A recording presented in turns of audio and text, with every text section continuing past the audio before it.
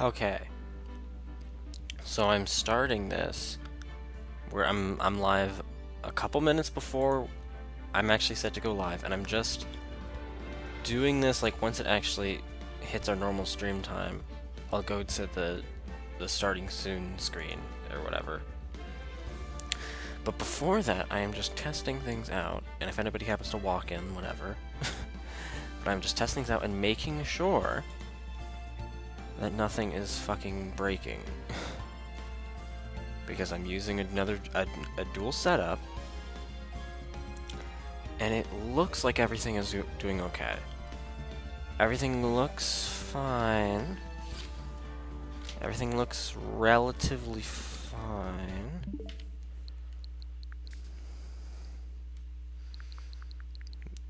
Lag seems pretty... yeah, there's no lag. I tested this out earlier today, but I was just wondering, because the one thing that I didn't test was, like, fucking... the one thing that I didn't test was, like, gameplay. So I'm just making sure... yeah. Just making sure that, like... it's not doing what it was doing the last time that I tried this setup.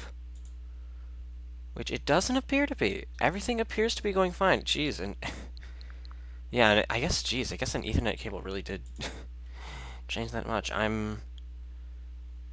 Yeah, we seem to be fine. Overall. Doesn't look like it's using a lot. Yeah, it looks pretty stable, all things considered.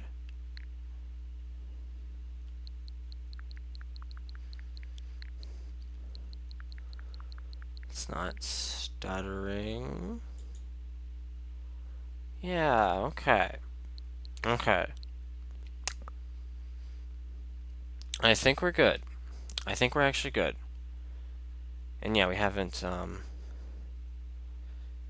dropped any yeah, we haven't dropped any frames either. Let me check the task boxes on this. Okay, okay. Cool. Alright, well, we seem to be doing just fine. Doesn't appear to be like not working in any way.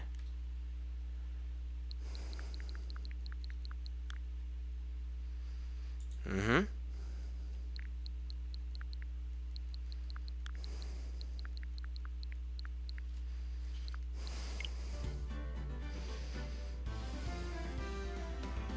Mm-hmm, yeah.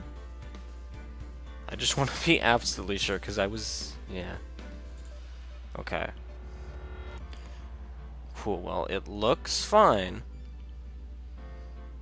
It looks perfectly fine, so I'm gonna go to intermission, and then we will actually properly start the stream, so... if anybody was actually watching any of this opening bit, I will see you all in just a moment.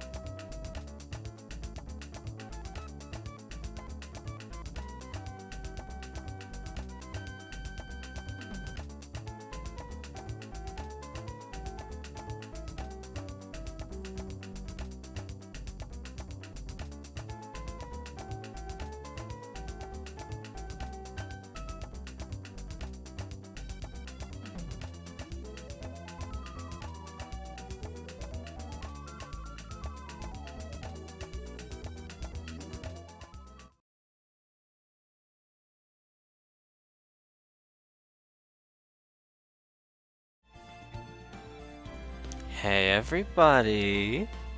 Hello, hello, hello. How's everybody doing tonight? How's everybody doing? Oh, you guys can't see. Shit.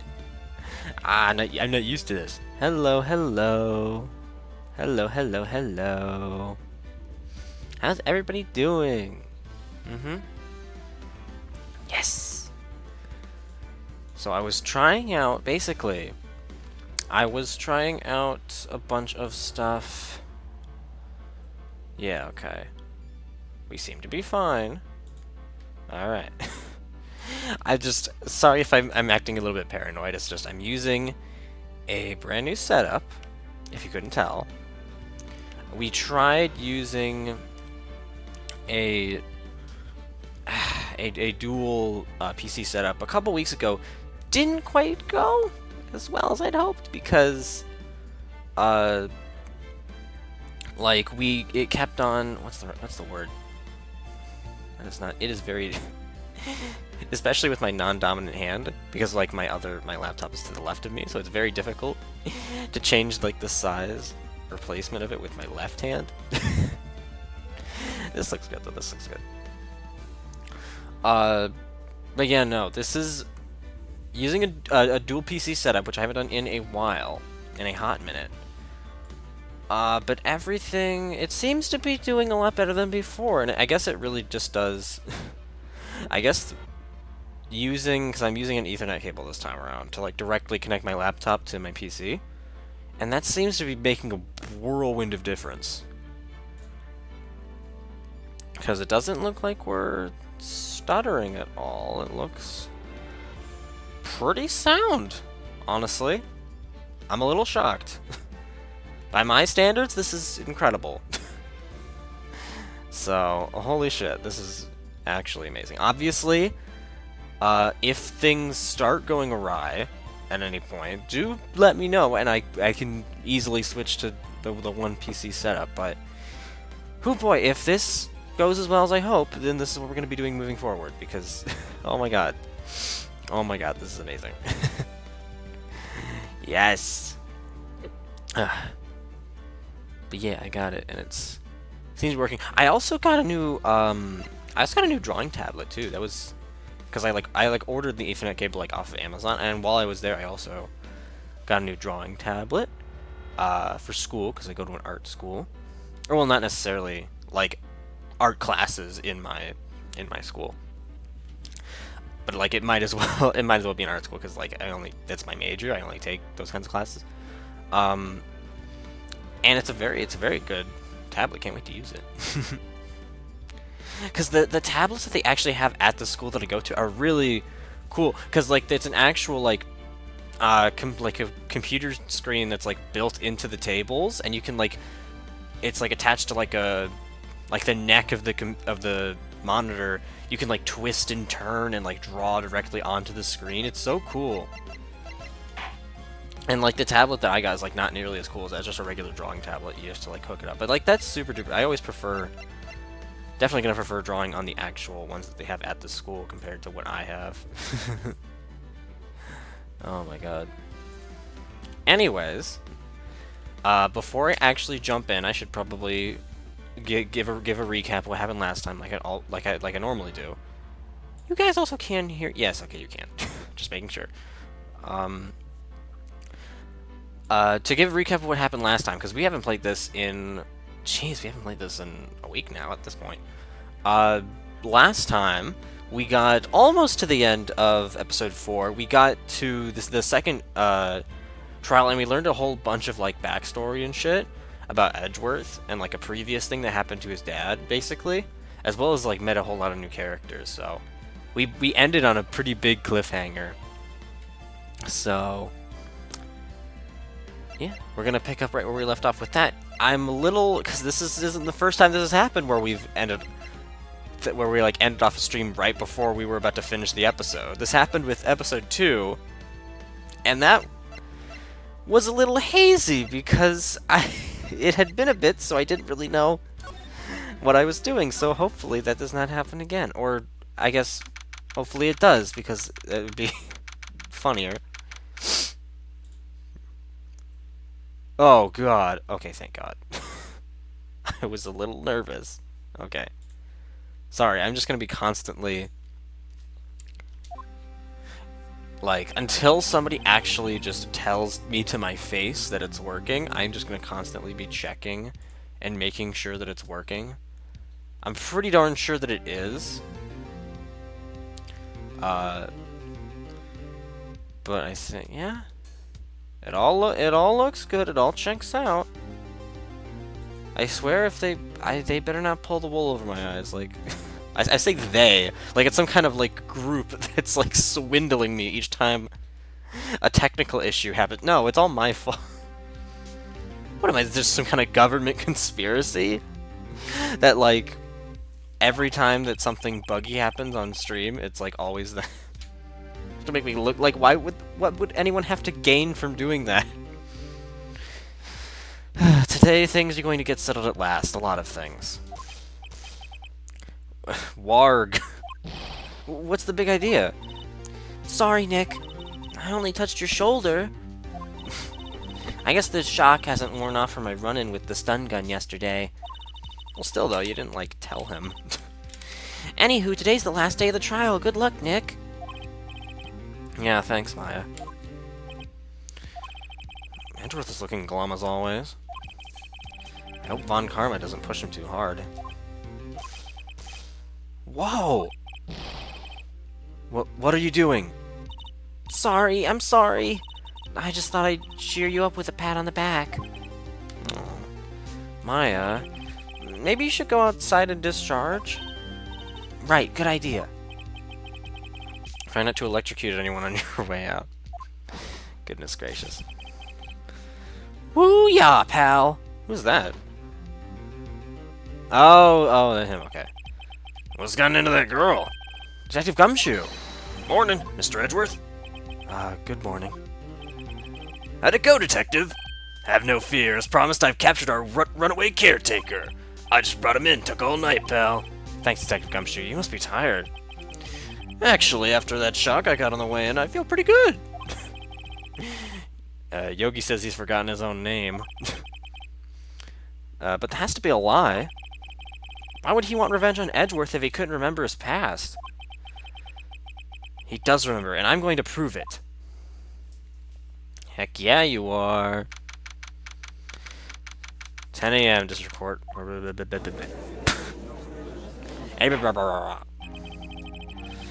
Court is now in session for the trial of Miles Edgeworth. Defense is ready, Your Honor.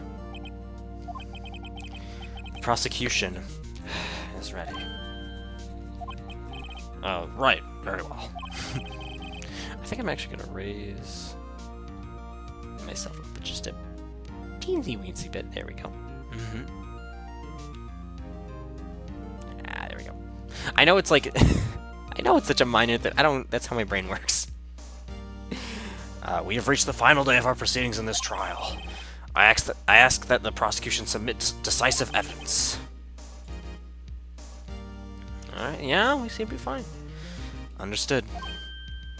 Oh, come on, don't be awed into silence by every little thing he says. Very well, Mr. Von Karma, your opening statement. Right. Thanks to Detective Gumshoe's efforts, the boat rental shop caretaker has been arrested. In yesterday's trial, the defense asserted that the caretaker was the murderer. However, the caretaker is yet to confirm this. I would like to ask the defense to cross-examine him as much as necessary. Very well. Please bring the witness into the courtroom. Oh, this guy. Ladies and gentlemen of the court, I believe you all remember our witness. He lives in the boat rental shop on the lake from where he witnessed the incident. In addition, he has currently lost memory of his name and identity. Witness, why did you run away yesterday? The witness was not running away, as he will now testify. I see. Very well. Please begin your testimony.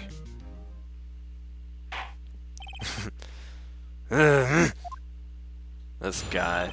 I left courts. Oh no. I'm really sorry about just leaving yesterday like I did. But I wasn't running away or nothing. I went to buy food for Polly's, eh? I figured I got nothing to do with this incident, anyhow. I mean, I need one of those motive things, right? And I don't got one. So my testimony yesterday stands as is. Very well.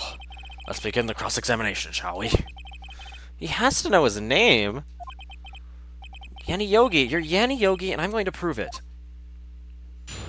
Alright. There we go. Yesterday like I did, running away. Food. Yeah, what are you talking? Yes, you do. You've lost much of your memory, is that correct? Yep. Seems like it. Then how could you know that you didn't have anything to do with this incident? Or maybe you're lying about not having your memory, You know exactly who you are. The witness has testified quite clearly that he has no memory of who he is. If you claim he's lying, then show the court proof. How am I supposed to prove what's going on in that old codger's head? It's impossible. I'm glad you've come to your senses, Mr. Wright. Very well, witness. Please, continue. Need one of those motive things? Okay. Let's just start from the beginning, actually. Because it's honestly better to just examine because you never know what's going to be useful, honestly. I'd call what you did running away and not just leaving. You heard Larry's testimony and realized you were in danger.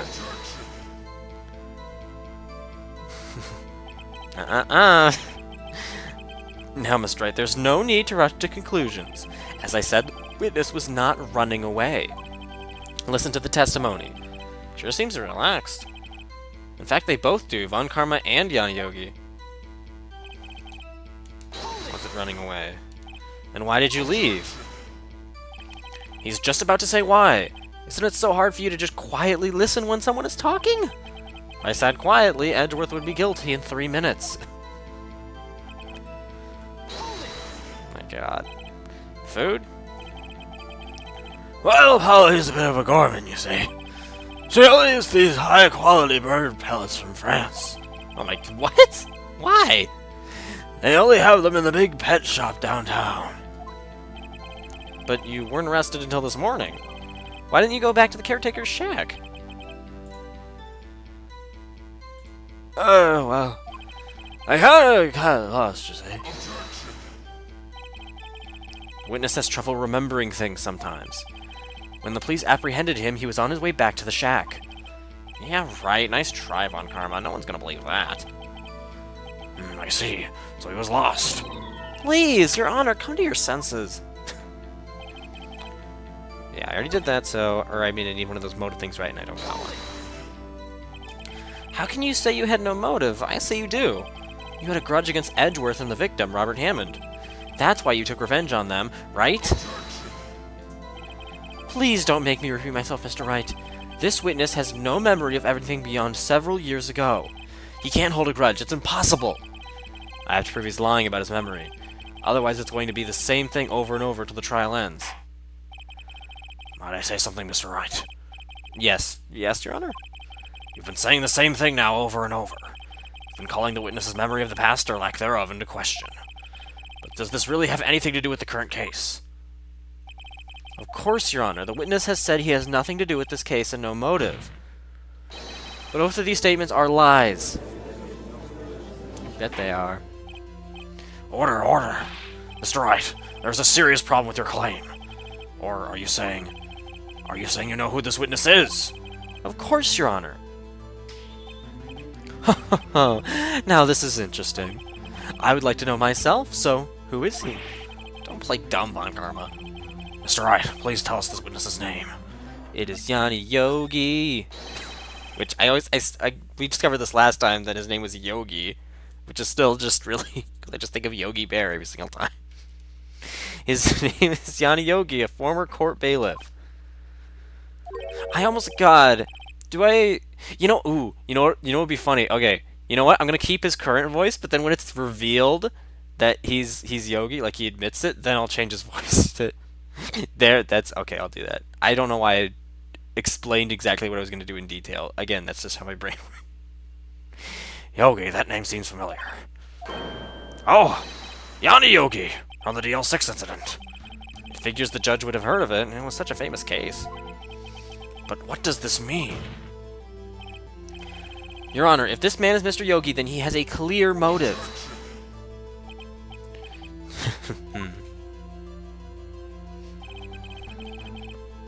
Jumping to conclusions again, Mr. Wright. This witness is Yanni Yogi? Fascinating. However, how do you propose to prove this to the court? This is a court of law, as you may recall. You need proof. And allow me to repeat once more that the witness has lost his memory. This is it. I have to do this now. If I can't prove he's Yogi right here, right now, then I've got nowhere else to go. Nick, how are you going to prove it? How can you prove that he's Yanni Yogi? It's okay. It's actually quite simple. Your Honor, please take this man's fingerprints. Oh, then we'll compare them to the fingerprints on file from... Oh, on file for Yanni Yogi 15 years. I thought they were going to compare them to the fingerprints on the gun. There were fingerprints on that file? I don't think they ever mentioned that. I see. That makes sense. Tisk. Huh? So very, very sorry, Mr. Wright. Why? The witness has no finger. What? What do you mean? Does he not have any fingers? Are his hands, like, robotic or made out of wood? Don't tell me they're gonna pull that. We've seen his hands before, right? No. I see. Before I worked as a caretaker, I worked at a chemical plant. And how do you know that? How do you know that you worked that? When you only have a memory of a couple years ago? I've hurt my fingers working with this stuff. Yep. And wait, does that actually erase fingerprints? Wait, if you burn your hands, do your fingerprints come? Wait, what? I thought your fingerprints were like grooved into your skin and they were like cow prints. It was like unique to each person, but if you burn your hands, they like come off?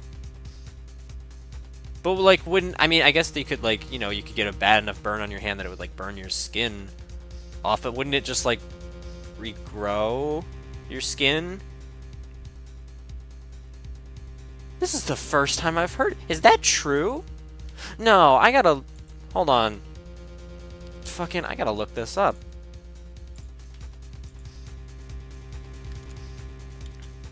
Burning off. No.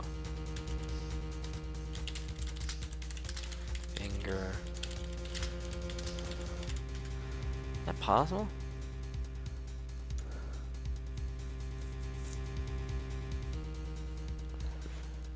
Oh, it burns off his fingerprint. What happens? I burn off my fingerprints. Loss of ridge pen. So you can do that. Burn off. Severe third-degree burns. Deep into the dermal layer, about 1 millimeter deep. Okay. Burn the fingertip. Off. Wow. Really? And it's not illegal, apparently. Okay. Burns. Can you lose your finger? You can! I thought they were just like a thing that, like, no matter what, they were just, like, there. You know what I mean? Like, why? Huh? This is really breaking my brain. Why, huh? How? What the frick? I really didn't think that was possible. Okay. I was like, no, go to the channel. Go to the there we go. I really didn't think that was the case, but okay. Yogi, you sneak. You burned your fingerprints off to hide your past. I mean, I guess that does technically make sense. It's just that's crazy to me. I never really thought of that. Well, if the witness has no fingerprints, I guess we will not be able to prove his identity. No. Tisk. Well, what will you do, Mr. Wright? It seems that the case here has been decided, no? No, I know what happened. I know everything. I just can't prove it. No, I can't let it end like this. I can't lose. There has to be another way. There is no one who can testify as to who this witness is. None. Nick, what are we gonna do? I didn't even consider that he might have erased his fingerprints. What do I do? Tisk, well, Mr. Wright. Perhaps you'd like to cross-examine his parrot for a little comic relief. Oh, there we go. This is where the moment's gonna happen. This is where it is. I'm a little sad that I have seen this before, but as I mentioned before, I have seen this before in videos. It's still gonna be really funny seeing it like in context though. Yeah, very funny. You're a sore winner, Von Karma. Wait a second. Cross-examine his parrot. What is it, Nick? No, you're not gonna... Your Honor? The defense would like to take Mr. Von Karma up on his proposal. Take Mr. Von Karma up? On my proposal?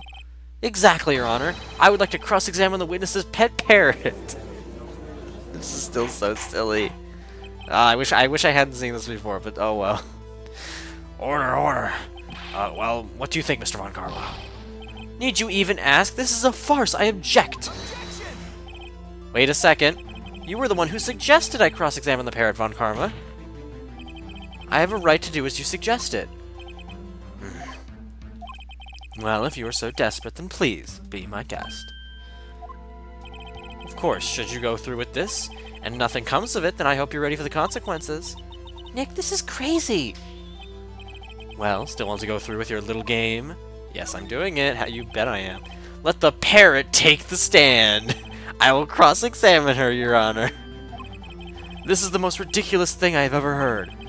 Von Karma's rigged every person's testimony, every piece of evidence, except the parrot. She's my last chance. At least, I think so. This is so, oh my god. Bailiff, bring in the parrot! Here he is, or here she is. Oh my god. That's quite a bird. Please, tell us your name. Oh my god. You came in at just the perfect timing. We're at the meme part. We're at the cross-examining the parrot part. Hey Moon, hello. I'm glad to say that the dual PC setup seems to be working fine. It's not the stream isn't constantly freezing and unfreezing on your end, right? Meaning that there's not like a massive delay or anything. Because that's not what it looks like on my end, which is amazing. Having an Ethernet cable really helped out a lot. But yeah, I hope you've been having a wonderful day. Yeah, it works well. Yay! Let's go. But yeah, you came in at just the perfect time. We're just about to cross-examine the parrot. Name. The witness is ignoring me. It must hurt to be ignored by a bird. Very well, witness. Who is your Honor? Please or testify for us. I'm surprised he's doing this with as much humility as possible. Who is your owner? Hello, Squawk!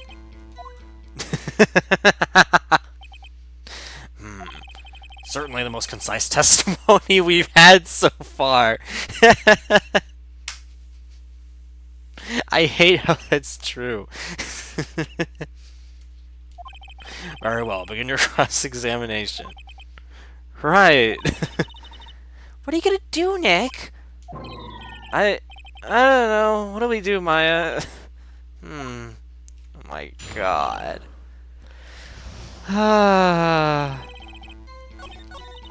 Well, I guess we should try to get some information out of her. We need to show the judge that her owner is Mr. Yogi. Oh my god. This is so ridiculous. Witness, you can't just... It's just the fact that they're taking this so seriously. Like, there's a little bit of, like, pushback from Von Karma, but other than that, everybody else is just completely okay with it. Like, would this be, like, an acceptable thing to do in an actual... Like, in an actual court case? Now I'm actually, like, wondering. Like, maybe. I mean, I don't know. I don't think anything's off the table in a real court case, so, like... I don't think they'd be called up as, like, an actual, like, person, Like, they'd more so be considered evidence? But... I don't know. Witness, you can't just say hello and expect us to get anywhere. I want you to testify. Maya, you talk to her. Right, what do I say? What's your name? What's the safe number? Have we forgotten something? Well, fuck. What do I actually say? I wasn't really paying attention. I was too distracted by the parrot. I guess we don't technically know its name, so... Maybe I should get her to say her name? Polly, Polly. What's her... Oh, well, we already... Oh, that's right. Her name was Polly. Polly, Polly, squawk! Mr. Wright, I think we've established that the parrot is named Polly. Does this have anything to do with her owner's identity?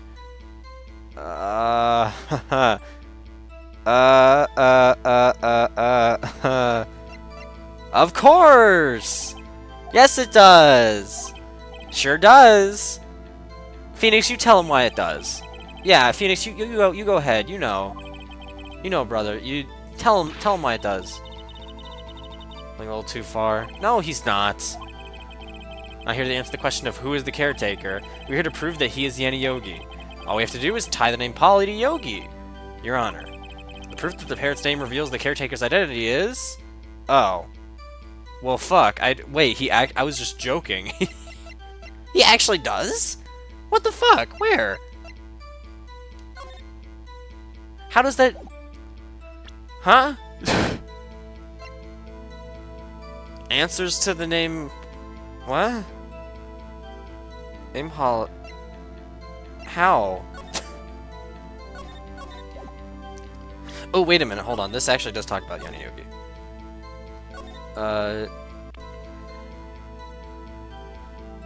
Edgeworth's memory loss due to accident deprivation. Oh, memory loss. Well, I mean, fuck. Yeah, memory loss due to oxygen. Oh, and it does say Polly there! Oh my god, I didn't even realize. I was too focused. Oh my god. I literally just, like, stumbled my way into the answer I needed. Yes, present that. Holy shit, I'd forgotten about that. The DL6 case file. That's quite a large file you have there. Which page is this proof on, then? Show us or stop wasting our time. Show us that's some large file you have there. Feels like an innuendo that Edgeworth would use. Anyway. Very well, Mr. Wright. Please show us the page. Where in this file is the information connected to this parrot's name? Oh, well, fucking, I wasn't paying... Hold on. Court record? Can I double check this? Thank you. I can double check that. Yes, it was the suspect data. It's on the suspect data page. This page is all the information about Yana Yogi. Right after he was arrested, his fiancée committed suicide, see? Indeed, it does say that, yes. What was his fiancée's name? Polly Jenkins. Polly! Exactly, Your Honor. He wanted to remember the name of his fiancée who had committed suicide. That's why he named his parrot after her. I see. I guess that is possible. Ah, a mere coincidence, that's all. My granddaughter has a dog she calls Phoenix. Well, Mr. Phoenix Wright, does this make you my granddaughter's fiancé? She's only 7 years old. Indeed. I'll own it is a little weak for evidence in a murder trial. We would need some other corroborating evidence. Where am I gonna find that? Nick, we're getting closer. One more, if we can just get one more piece of evidence. Right, but what? Very well, witness. You may continue. Oh, what the frick? No, no, blah, blah, blah, blah, blah, blah. No, I'm trying to get to the second option without going too far. Come on. Hold it. Witness, you're here to speak. You must speak to me. Frankly, I can't believe that you're speaking to the parrot. Well, I guess we should try to get some information out of her. There's the owner is Mr. Yogi. Okay, so it has to be the first option. And then we can have fucking Maya dad talk to her. Okay. Oh, what's the safe number? Is actually really good because yeah, that would well. Hold on, no, that actually doesn't really make. Well, then again though, why don't we actually show that? Wait a minute. No, why don't we... Why haven't we shown that yet? We haven't... Have we shown that piece of evidence yet? Maybe we have, and I just don't remember. But I almost feel like we haven't. But no, this wouldn't actually help. Have we forgotten something? As I recalled 2 days ago. Polly, have we forgotten something? Squawk! Don't forget DL6, Squawk! If I can get Polly to say that here, that will prove that the caretaker had something to do with DL6. Polly, have we forgotten something? Oh, no. Hello, Squawk! Oh, God.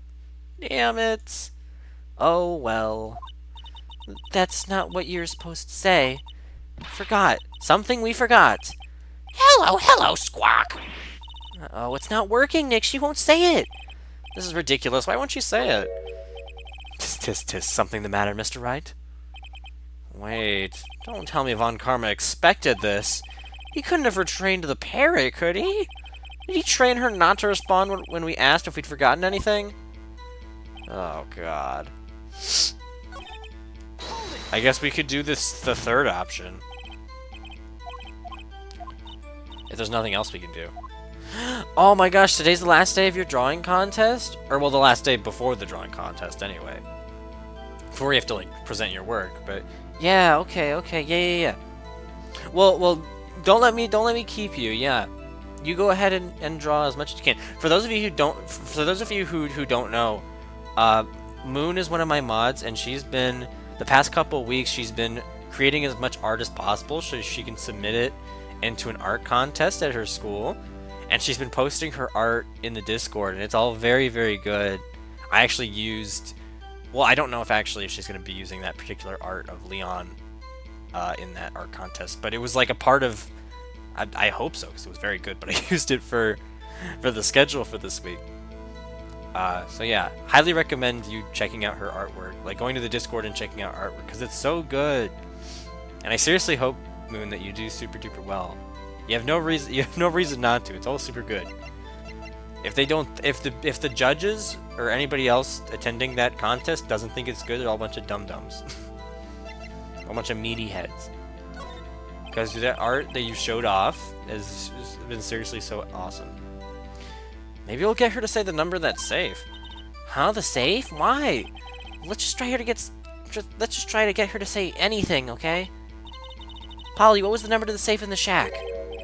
1228, 1228! My, what a reckless parrot. Well, Mr. Wright, you weren't claiming that this number has something to do with the caretaker. Well, I mean, yes, actually it does. With the caretaker? Yeah. Actually it does. That's why I had her say it. Ridiculous. How can the number to a safe tell us who the caretaker is?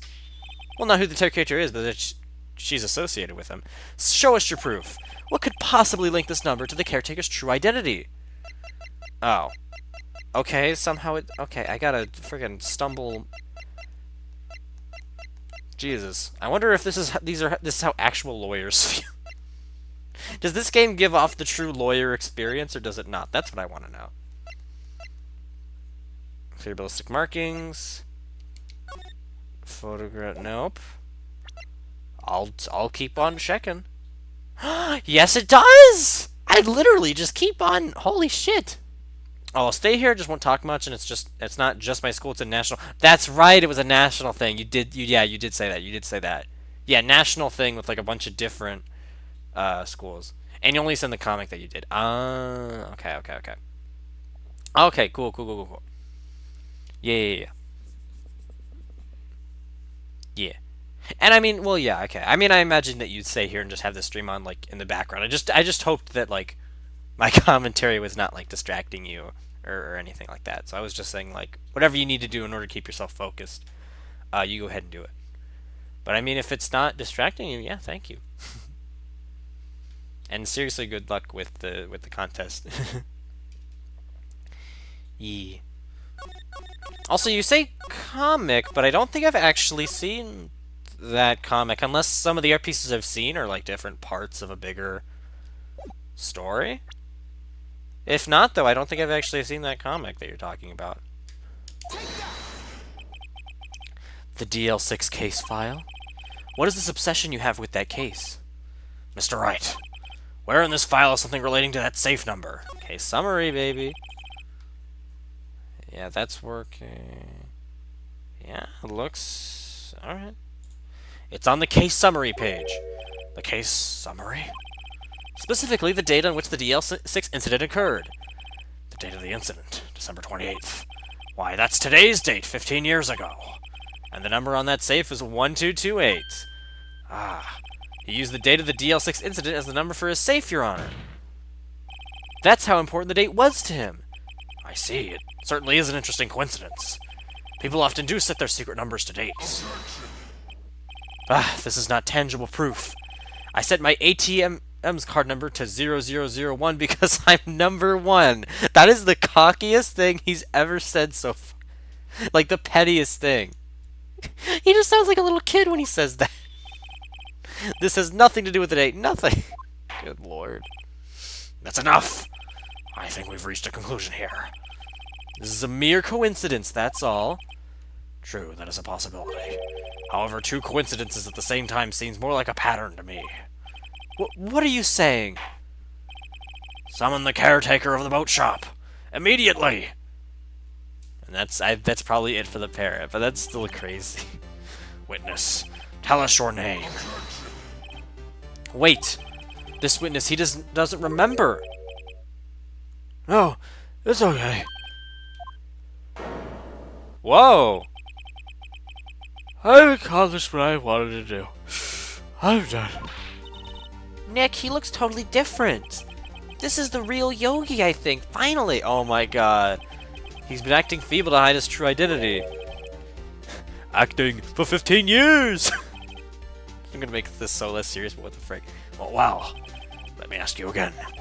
Please state your name for the court. My name is Yanni Yogi. 15 years ago, I served as a bailiff in this very court.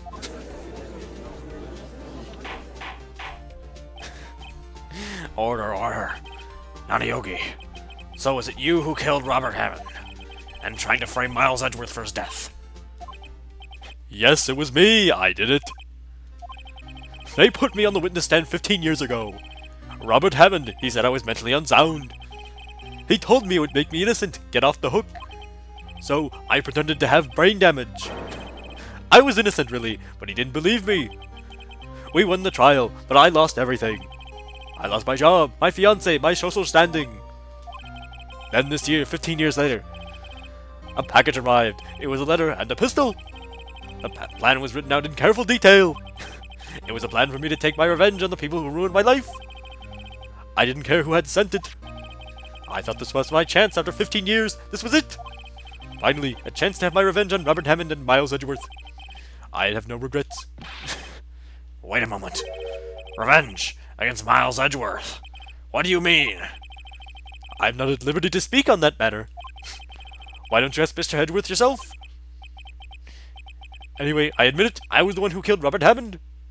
Wow, just like that? Wait, actually? That took a lot... Wait, really? No kidding. On Karma, where is Mr. Yogi? Under arrest, Your Honor. I saw no room for error in his confession. Then, the defendant, Miles Edgeworth, is... innocent, in this case at least. Very well. Will the defendant please take the stand? That actually went a lot faster than I thought. There are a few mysteries left unsolved. Oh, wait, there are? Still, you are cleared of suspicion for this particular case. So I'd like to pass judgment on the murder of Mr. Robert Hammond. Any objections? I don't believe it.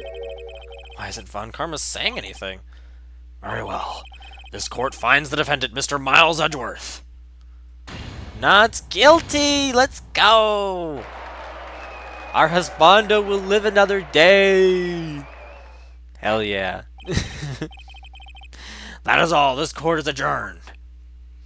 Yes! Oh my gosh.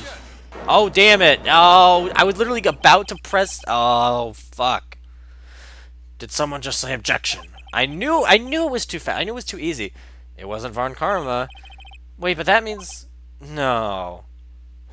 Oh, don't tell me it was the fucking... Wait. Edgeworth? Your Honor, I object to your judgment. What do you mean? I'm not innocent at all. What? No, no, no, no, no, no! What? Hold on. Ah, fuck. I don't have these memorized. What? No! Oh my god, I really do not have these as memorized, I thought. Motherfucker. No! No! Why would you do this, Edgy? Why? Why? For revenge for what? What the frick? Nick, Edgeworth is trying to confess. He's gonna say he's guilty. He's gonna tell them he was the murderer in the DL6 incident. No. He's gonna tell them he killed his own dad. What do I do? Oh, God. Edgeworth's cute. That's what I'm saying. I don't want my boy to Confess to another murder that's not even, like, related. Well, it is kind of related. But, like, why is he doing this? Ah! I know, right? He is super duper cute, though. He's actually really hot. God, I don't even know. Because, like, the morally correct thing to do would just be to shut up and let him speak. But, like, also my boy... My hubby, no, I can't, no. I actually, no. I mean, I feel like Phoenix would lose all credibility if I raised an objection, right? Because it's not, God, I honestly have no clue what to do.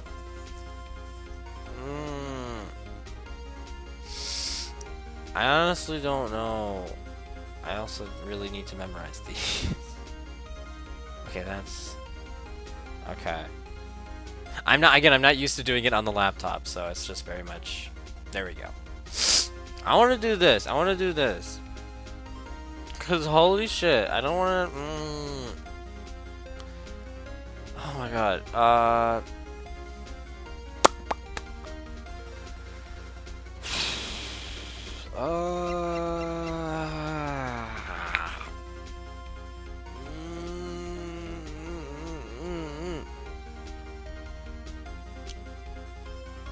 Move it, Edgeworth.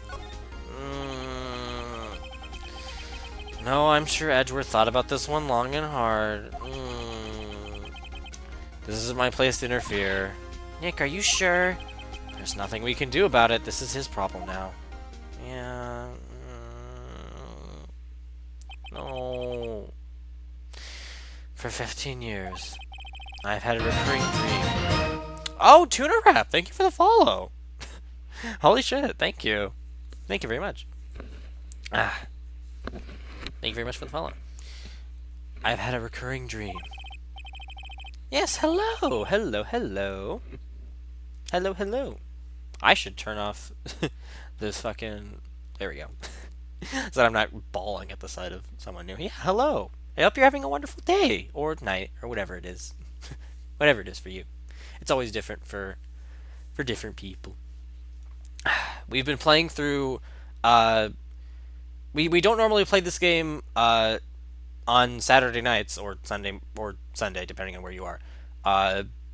But now we are, just because this week it's been kind of a wonky schedule. Normally we play this on Friday nights and Sunday nights, so twice a week.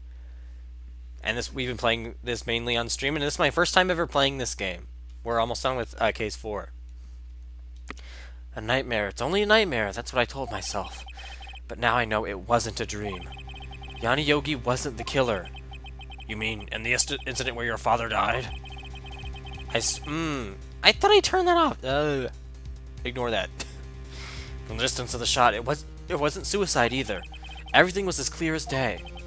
The murderer, the criminal in the DL6 incident, it was me. Your Honor, I confess my guilt. I am guilty for DL6, the statute of limitations of which ends today. The culprit is me. Order, order. This is certainly unexpected. The defendant declared innocent is confessing to a different crime. A crime for which the statute of limitations runs out today. I'm not really sure how I should deal with this. Ah, it's obvious. We hold a trial right here, right now. We tried this man for his crime of 15 years ago.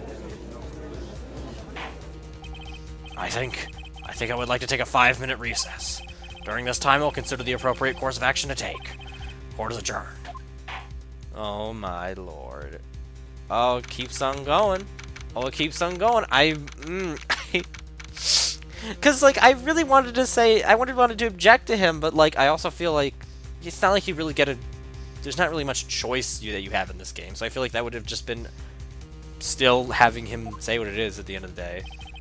But I'm actually wondering, I'm sorry, Wright. I've just wasted all of your effort. Mr. Edgeworth, I just don't believe it, sir. I mean, you kill your dad? I didn't want to believe it myself, Detective. Last time I played this game was like 2015, so I'm lost. Jeez, that was... It's crazy to think 2015 was over 10 years ago, but it was. That's crazy that, like, the Nintendo Switch in a year is going to be 10 years old. Like, that's insane. Are you vaguely remember this? Okay, so you are familiar with at least this first game, yeah.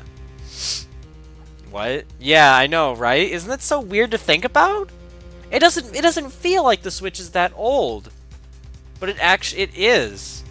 The Switch came out in March of 2017. So in a year, it'll be a decade old, which is like, that's so odd. But it's true. Which is just, I don't know. That is like the one thing that you could hit at me, and I would be like, damn, I'm old. Like, that is like I feel like that's the one piece of information that you could like throw at me, and I'll feel old, honestly. But it's the truth. I deserve to be punished. Murder is murder, no matter what the circumstances. This is crazy! Just crazy! Nick, what are you doing? Huh? Oh. I was just reading through the court record once more. I'm getting my case ready. Your case for what? Huh? Isn't it obvious? I'm gonna prove that Miles Edgeworth is innocent. What are you talking about, pal? He just admitted to it. He confessed that he did it in court. I'm sorry, Edgeworth, but I don't believe your nightmare. What? It's just a dream. It's not real. The truth is right here in this court record. In any case, tighten your belts. The real fight is just beginning. I'll prove you're innocent. Trust me. Right. Aww. That's so sweet, though. Numero the third. Hell yeah. Are we good in terms of... Yeah, the stream should be... fine. Yeah, stream should be good.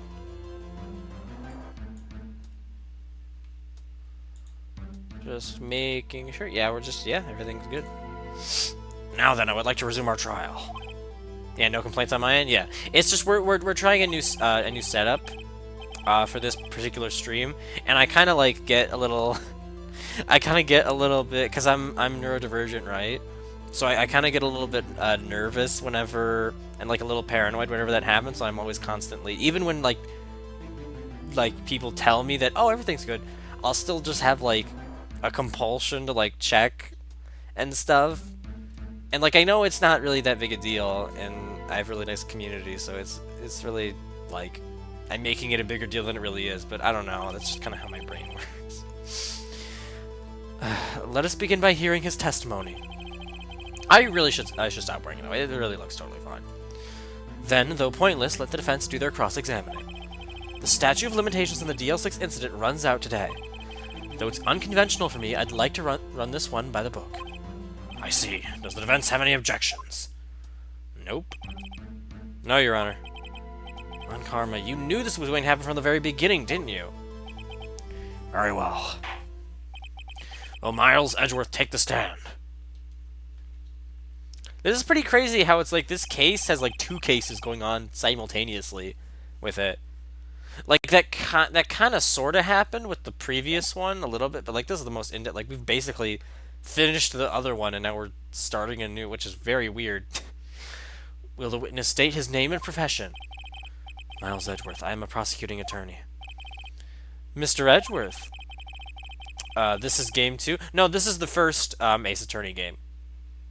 The very first, the original Phoenix Wright Ace Attorney. And this is case 4.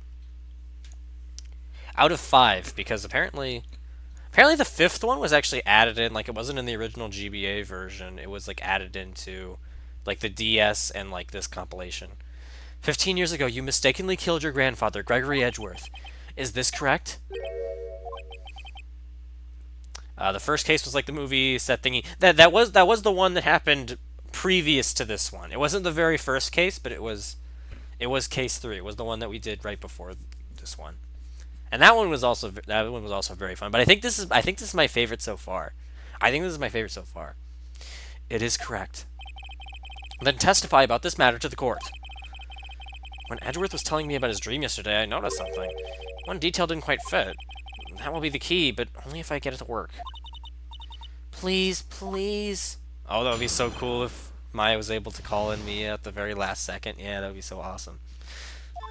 Deal 6 incident, especially because remember, it was their mother that was involved with the same incident, and like they used her like in order to help out, and it didn't go right. So it would be such a full circle moment if Mia showed up and she was the one who was able to rectify the same case 15 years later. That would be so cool. Oh, I hope they do that. Oh my gosh. That day I had gone to the courtroom to observe one of my father's trials. As we went to leave, an earthquake struck, trapping us in the elevator. My father and Mr. Yogi lost their composure and began to argue. Just then something heavy fell at my feet. I picked it up and threw it at Mr. Yogi. I wanted them to stop fighting. He almost kind of looks like Detective Conan, the kid version of Edgeworth. Like Detective Conan and then a little bit of the protagonist from My Hero Academia, whose name I don't know because I haven't watched that show yet. I really should, though. A moment later, there was a single gunshot, then a scream. It was a terrible scream. I remember to this day. That's all. And until now, you thought this memory was a dream? We were stuck in that elevator for 5 hours. The oxygen in the elevator ran out, and I lost my memory of the events. The same claim Mr. Yogi has made. Very well. Mr. Wright, your cross-examination, please. Yes, Your Honor. Heck yeah. Gone to the courtroom. Lost the composed me and argue. Yeah. Again, might as well just go through everyone in order. What was the trial your father was involved in on that day? I don't remember things very clearly. Only 2 things. I know my father lost, and Mr. Von Karma was at the prosecuting attorney. Mr. Von Karma, you were handling that case? It was 15 years ago. I don't remember the details. That was when Edgeworth pointed out the problem in Von Karma's evidence. Okay. So there were 3 people, including yourself, trapped in that elevator. Yes, myself, my father, and Yana Yogi. We were fine at first, but then as time passed and no one came to help. Okay. What did you do then? I was a 9-year-old boy at the time. What could I do? I was scared, trembling in the corner. But then... something heavy fell at my feet. What was it? A pistol. I assume it was the bailiff, Yana Yogi's. The safety must have come off when it fell from his holster. And you picked it up. What happened next? Threw it at Mr. Yogi. Did you know it was a pistol when you threw it? I think I knew. I knew it was dangerous. But the air was getting so thick, I panicked. So you're saying that you threw the pistol at Mr. Yogi? I was in a daze. Single gunshot and then a scream. The gun fired once, yes. I think after I threw it, I lost consciousness. Since then, they've echoed in my head every day. That gunshot and that horrible scream. The scream? Oh, Mahi, thank you for the raid! And Jesus, I keep forgetting to fix that. But thank you so much for the raid. Thank you so much for the raid. Oh my gosh. Raid. I think you're forgetting an S. And you replaced it with an H. Hi, Mahi. Hello. We're wrapping up. And hello, Rekka. Hello, hello. We're wrapping up case 4 of Phoenix Wright Ace Attorney. We've been playing this a couple times every week on stream and working our way through this. I've never played this before. It was a terrible scream. I remember it to this day. I love that animated GIF, Rekka. To this day. Yes, I can practically hear it now. I doubt I will ever forget that scream as long as I live. There it is! One part of that testimony clearly contradicts the evidence. But I don't know what it means. Find out quick. Wait. What am I... Wait, so which... Hold on, so which part? Number 2, it's... Is it like, didn't he say it was this part specifically? Yeah, because there's this cutscene. Yeah. When Andrew was pointing out the problem in Von Karma's evidence. Huh. Well, what do you... Huh? Hold on, is there... Okay. The problem in the evidence. What? Photograph of the scene of the murder taken from... Andrew's heart. Yeah, okay. There's also a shot that goes through the window, it looks like. Mr. Yogi. Okay. We could also check the file again. Look who's found on the scene. Oh! The murder weapon was fired twice! There we go. Fired twice. So hold on a second. And then we just have to match that up with the correct... A single gunshot, and then... Right... Here, let's make sure that it's... Yeah, it's victim data.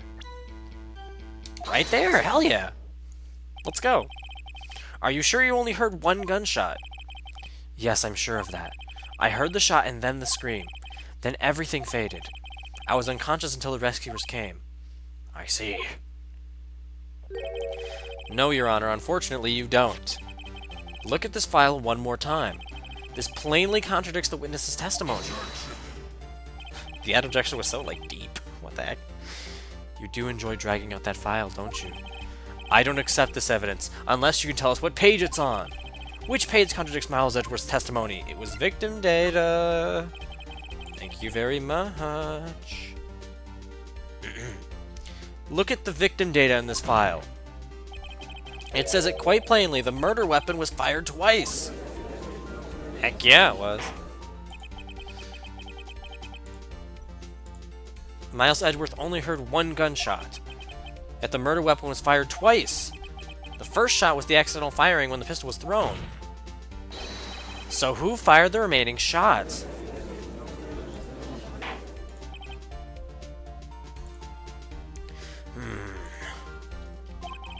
Was there perhaps... I accidentally skipped that. Was there... I think it was something about, like, more than one gunshot, definitely. Your Honor, as I'm sure you're aware, this incident occurred 15 years ago. The evidence is dated. The pistol did fire twice. However, we do not know when that second shot was fired. It might have been fired the day before the incident. There is no proof that the second shot had anything to do with this incident. What? I see. You do have a point, Mr. Wright. The murder weapon was fired twice, as we have heard. One of those shots was fired by the defendant, a boy at that time. Do you have any proof that the other shot fired had something to do with the case? Oh, yes! You tell him, Phoenix. Your Honor, I think I'll be able to show you proof. What's impossible? No, now, Mr. Von Karma. Save your surprise for after you've seen the evidence. Very well, Mr. Wright. Show us your proof. Do you have evidence that the second firing of the pistol is related to this incident? I certainly hope so. Clear ballistic markings taken from the hearts. Oh, yeah. Okay, if it's from the heart, that means it remained lodged in there. So I would have to present the photo. Yes, I was right about the cracked glass. The fucking third time he said this, I swear to God. Look at this photograph. This is a photograph of the scene of the crime 15 years ago. I can see that the victim lying there is Gregory Edgeworth. This proves that the murder weapon was fired twice at the time of the incident. This photo proves it. ... So let me get this straight. This photo proves 2 shots were fired. Where? I said that every single time he said, "Look at this photograph." He said that like 3 times in this entire case. Just in this one case, I swear. Your Honor, please get a clue. Show the judge the contradiction in the photo. Oh, okay. Right, there. Bada boom. As should be obvious, the contradiction is here. I see a bullet hole in the door. Your Honor, Gregory Edgeworth was killed by a shot from the pistol. Yet there is also a bullet hole in the elevator door. We also know that the murder weapon was fired twice. Thus, someone other than Edgeworth fired that second shot. Order. Mr. Wright, what are you driving at? It's simple, Your Honor. At the time of the incident, 2 shots were fired. One went into Gregory Edgeworth's heart. The other hit the elevator door. Remember that the defendant lost consciousness after the shot he fired rang out. In conclusion, we must agree that the second shot was fired by someone else. Mr. Wright, but who could that someone else be? The murderer, of course. I knew I should have stepped in before your wild fantasies got out of hand. Mr. Wright, look out once more at the DL6 incident case file. Look closely. Try the case summary page. The case summary? That's on page 1. Look what is written there. Not a single clue was found on the scene. If the pistol had indeed been fired 2 times, then the other bullet would have been discovered on the scene. He does have a point. That second bullet has never been found. Why? Because the second bullet does not exist. The bullet that claimed Gregory Edgeworth's life was the one fired by his own son. That is the truth of this matter. The whole truth. It was undoubtedly something else that made that bullet hole in the door. Order! I will have order! Mr. Wright has proven one thing to us quite clearly. That the murder weapon was fired twice at the time of the incident. However, as Mr. Von Karma says, the second bullet fired was not found.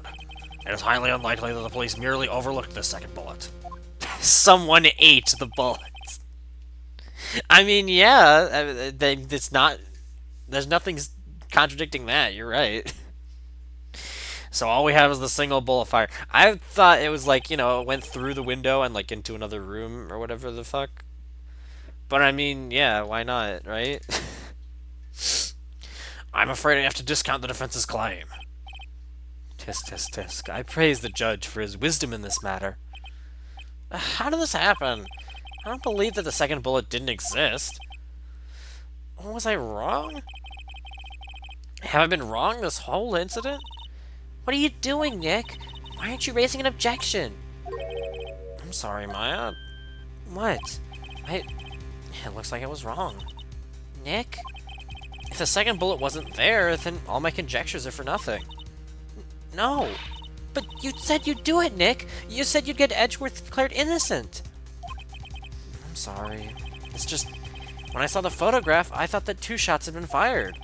I was so certain of it, I thought I'd won. I thought there was another person, someone else who fired the killing shot. But now, I was wrong to think it could be that simple. This case has stood unsolved for 15 years. Nick. Well, it seems that we have finally cleared up this incident. Only 1 bullet was found at the scene of the crime. That shot was fired by Miles Edgeworth. Precisely. I would like to ask one thing of Miles Edgeworth before passing my verdict. Have you been paying attention to the trial so far? Yes, Your Honor. Do you have any objections? No. No, I do not. So you killed your father, though that was not your intention. Yes, I did. Oh no. He's accepted the guilt. Very well. The statute of limitations of the murder of Gregory Edgeworth runs out today. Therefore, I must pronounce a verdict on the defendant today, right here. Right now. Indeed. Does anyone have any objections? I've been here before. It's just like my first day in court. There are so many things I know I should be saying, but my mind's gone blank. I can't find the words. Mr. Wright? I have an objection. Your Honor. I object. Mr. Wright, on what grounds do you object? Ugh. Nick, I don't know. His case is perfect. Oh no. Ugh. It must exist. The second bullet. I knew it. I knew it. Yes. Let's go. Let's go. Let's go. What? What did you just say? Nothing. The second bullet must exist. But where? Someone took it. It seems waiting is not going to produce any answers, Mr. Wright. Wait, Your Honor. The second bullet. It existed. What? But we've just heard proof that it did not exist. I realize that, Your Honor. I'm really grasping here. It's just someone took it from the scene of the crime. That's what happened. But who? The murderer. The murderer? Then tell us, just who is this murderer? I'm still thinking about that one. So the criminal took the second bullet. But why? Huh? First of all, how would they have found it? It's not easy to find a stray bullet, Mr. Wright. Was there some pressing need for the murderer to search for that bullet? The murderer had to find it, the murderer didn't need it.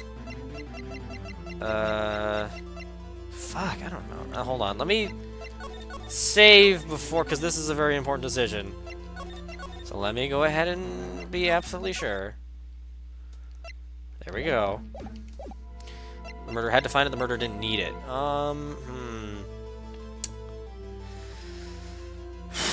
This is,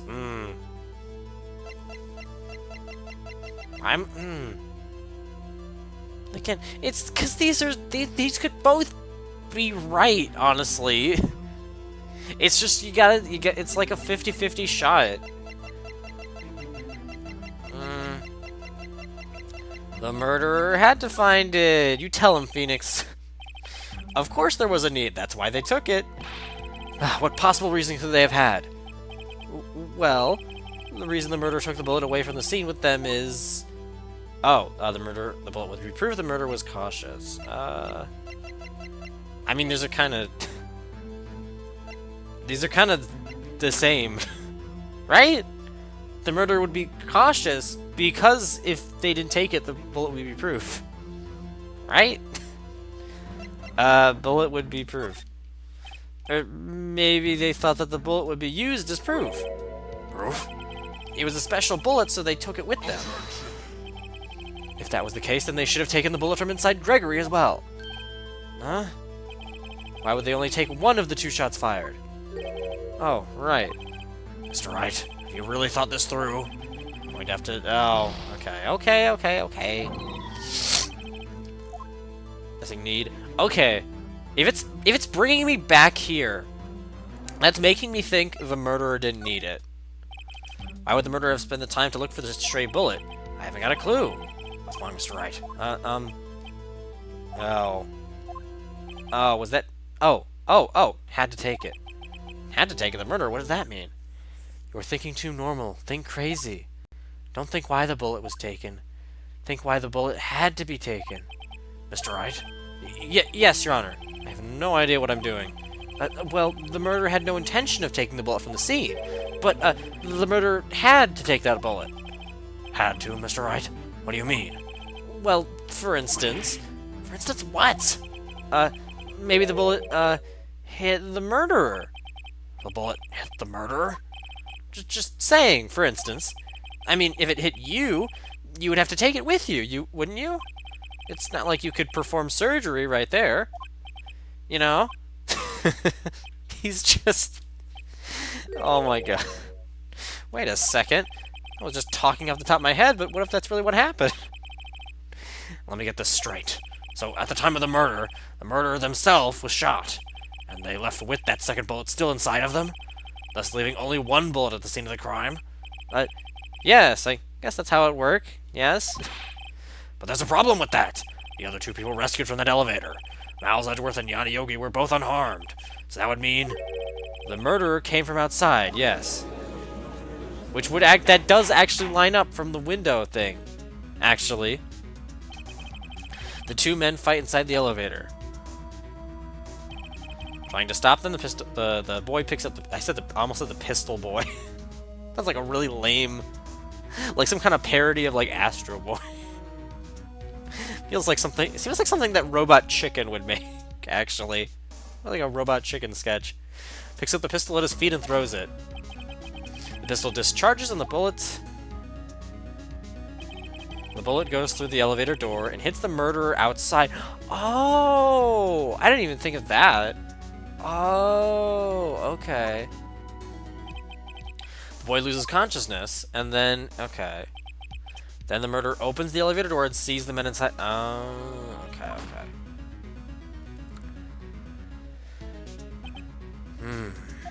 Mr. Wright, you are truly the most unpredictable defense attorney I've ever known. I can tell you're grasping, yet I cannot deny the possibility of what you say. What are you saying? Deny it! Deny it! No one involved with the incident was wounded.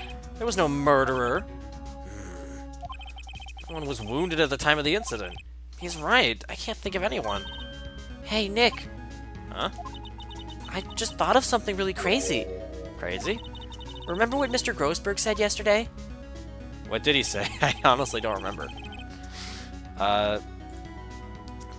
Gregory Edgeworth dealt a blow to his perfect trial record. Wow. It must have been quite a shock for Von Karma. He took a vacation for several months after that, you see. Yeah, it's an unusual event for the man. That was the first and the last vacation he's taken in his many years of prosecuting. What if Von Karma didn't take that vacation because of shock, but took it because he was injured? Which would mean... It could only mean one thing. He was the murderer in the DL6 incident. Aww. Let's go. He was the man who shot Graduate. That's crazy. I mean, I was kind of thinking that a little bit, but it kind of seemed like more of like an obvious thing. Yeah. Let's go. It was Von Karma. Oh, man. Something wrong, Mr. Wright? You seem dazed.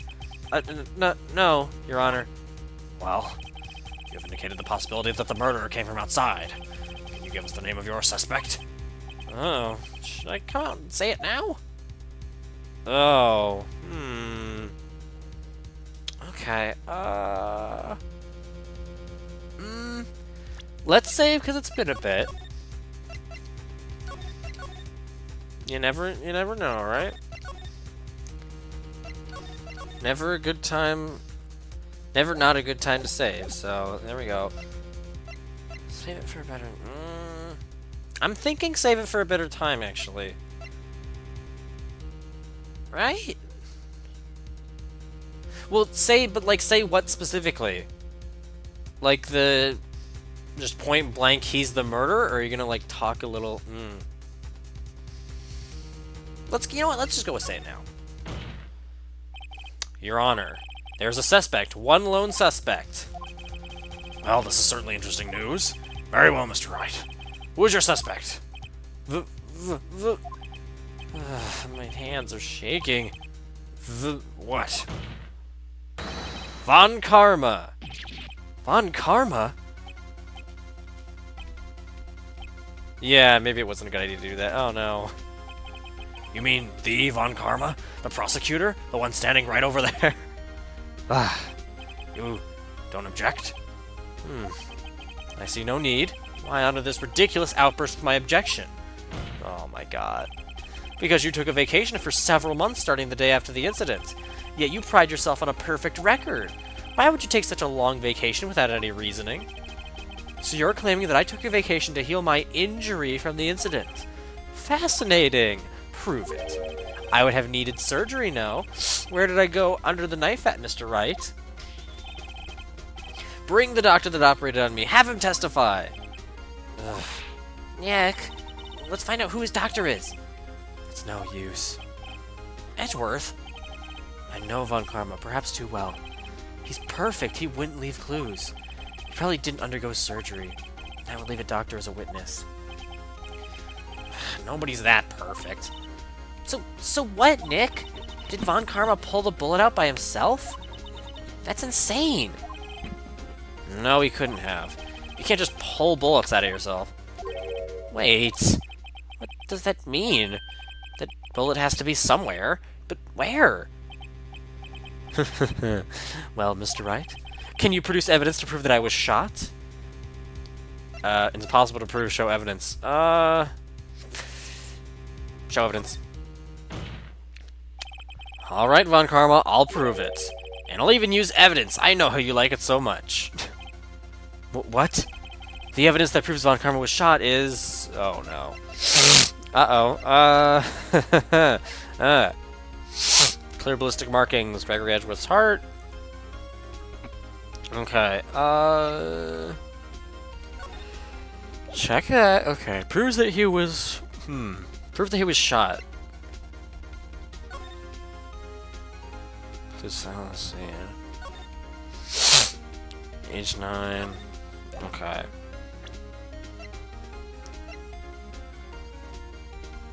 Always metallic. The metal detector! Holy... No way! I never thought that would come back! Especially not... No way! Holy shit, yeah! We can use the fucking metal detector! Holy fuck! Von Karma's perfect. He wouldn't risk surgery, leaving an evidence trail. So then I ask, where is that bullet now? It's still in him. I think it unlikely that Von Karma performed surgery on himself. You don't mean... Oh my gosh. I do. There is the possibility that the bullet is still inside Von Karma. Yes! This is so fucking cool, dude. Is that even possible for all these years? Well, there's one way to find out. We could use this metal detector. Well, Von Karma, I'm going to run this over you and see what we find. Oh no. I refuse. You refuse? But refusing this means... You acknowledge that the bullet is still inside you. Uh-huh. Order! Your Honor, the defense requests that we be allowed to use the metal detector. Judge, I call for a suspension of this trial. This is an invasion of privacy. The statute of limitations runs out on this case today. It was you who said we had to end it right here, right now. Enough! I permit the use of the metal detector. Mr. Von Karma, you will submit yourself to testing. Nick, what does this mean? I don't know, but we have to give it a shot. Okay. Is it gonna work? Yes! Let's go! It reacted. Something's inside his right shoulder. The bullet. Yes! Mr. Von Karma. You. It was you! I was afraid this would happen. And so, I remained silent. Indeed, there is a bullet in my shoulder. However, it has nothing to do with this incident. What? I was shot in the shoulder long before the DL6 incident. I claim that the bullet in my shoulder has no relation to DL6. But that's simple, because we could just take the bullet out of him, and then, and then see if it was the same one from the gun from that thing. Or if it looks the same from the other bullet that we do have. But Mr. Von Karma, can you prove that? Prove? I have no obligation to prove anything. It is Mr. Wright who must prove something here, not I. Mr. Wright? Well, can you prove it? Can you prove that the bullet in Von Karma's shoulder was from DL6? Of course he can't. You don't have any of the DL6 evidence. That's because you took it out of the records room yesterday. With no proof, you cannot convict me of any crime. So sorry, Mr. Wright. No, I'm the one who's sorry, Mr. Von Karma. What? You were close. You were close. One day away from freedom. But you see, I have proof. But what? Who would have thought you would dig your own grave trying to convict Edgeworth? I can link that bullet in your shoulder to the DL6 incident. And here's my final proof. Okay. Rear weapon's barrel. There's clear ballistic markings. Photograph at the scene of the murder.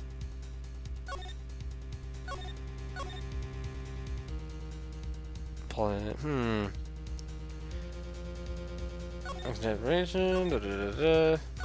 Okay. I'm thinking just showing him the other bullet probably would do it. I think. That's the only thing that I can think of. Everything else has to do with the other case, so it's irrelevant. Or, well, I mean, fuck. Hold on, maybe it's not. From Edgeworth's right hand. Old photograph.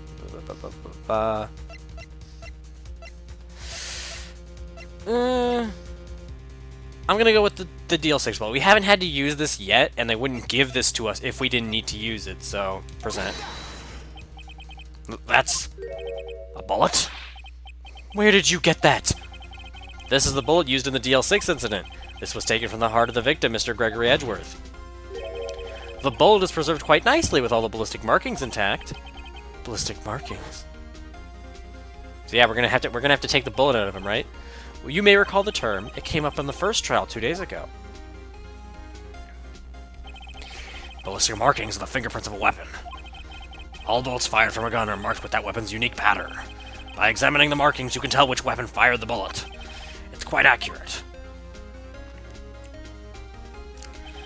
We have 2 bullets in our possession. One, the bullet removed from Gregory Edgeworth's heart.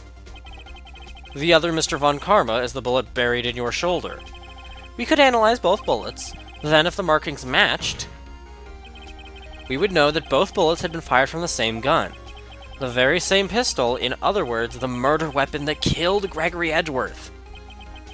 Mr. Von Karma, you will let us remove that bullet from your shoulder.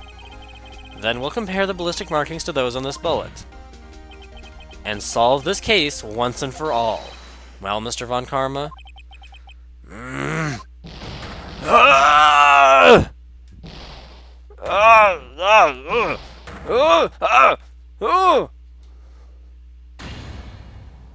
That scream. I've heard that scream before. Oh my gosh. Wait, I know. Help, I can't breathe. Quiet, I said quiet. You're not making this any easier. Stop breathing my air. I'll stop you. Stop breathing my air. Get away. And that scream was from him. Get away from my father. Yeah. Oh my gosh, I didn't even realize that. What the frick? It's that scream I heard in the elevator. 15 years ago. Von Karma, it was you who screamed. Mr. Von Karma? Oh my Jesus. Only you would dare defy me. So it was you. You and your father are my curse. Your father shamed me with a penalty on my record. And you left a scar on my shoulder that would never fade. I'll bury you. I'll bury you with my bare hands. Death! Holy shit, hold on a sec. Okay, 15 years earlier. Hold on, I totally forgot to plug in my... Forgot to plug in my computer. Oh my god. Because I have... Heck. There we go. Phew, okay. Okay, that was way better. Because I was like, hold on, why is there a low battery warning appearing on my laptop? And I'm like, oh, that's why. Oh boy. Anyway, 15 years earlier. Chief Prosecutor, I'm sorry. Von Karma, it's not like you to make this kind of error. I never would have thought that Edgeworth would be the one to catch you. I was careless. I'm sorry, but you will have to be penalized. I've covered for you in the past, but not this time. Edgeworth. What is that from, though? It was a shock like none I'd ever known. Me? Penalized? It took hours for me to regain my composure. Suddenly I found myself in the darkness. I was in the court records room. I must have wandered in there without thinking where I was going. The room was pitch black. The lights must have gone out. I went out into the hall and felt my way to the elevator. I pressed the button, but nothing happened. Then, there was noise. I was in pain, a horrible burning pain in my shoulder. Just then, the lights came back on. The elevator door opened before my eyes. I saw 3 people inside, all lying unconscious from oxygen deprivation. Much to my surprise, a pistol lay at my feet. I knew then it was destiny.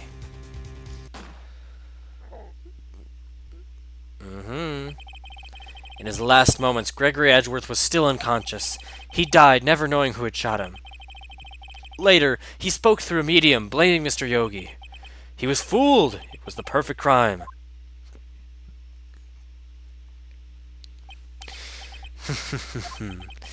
Who would have thought another man would have come to open that elevator door? Judge! What? What are you doing? Do your job. Bring it in. Now, end it. Very well. I mean, the fact that he just kind of just told us, just outright,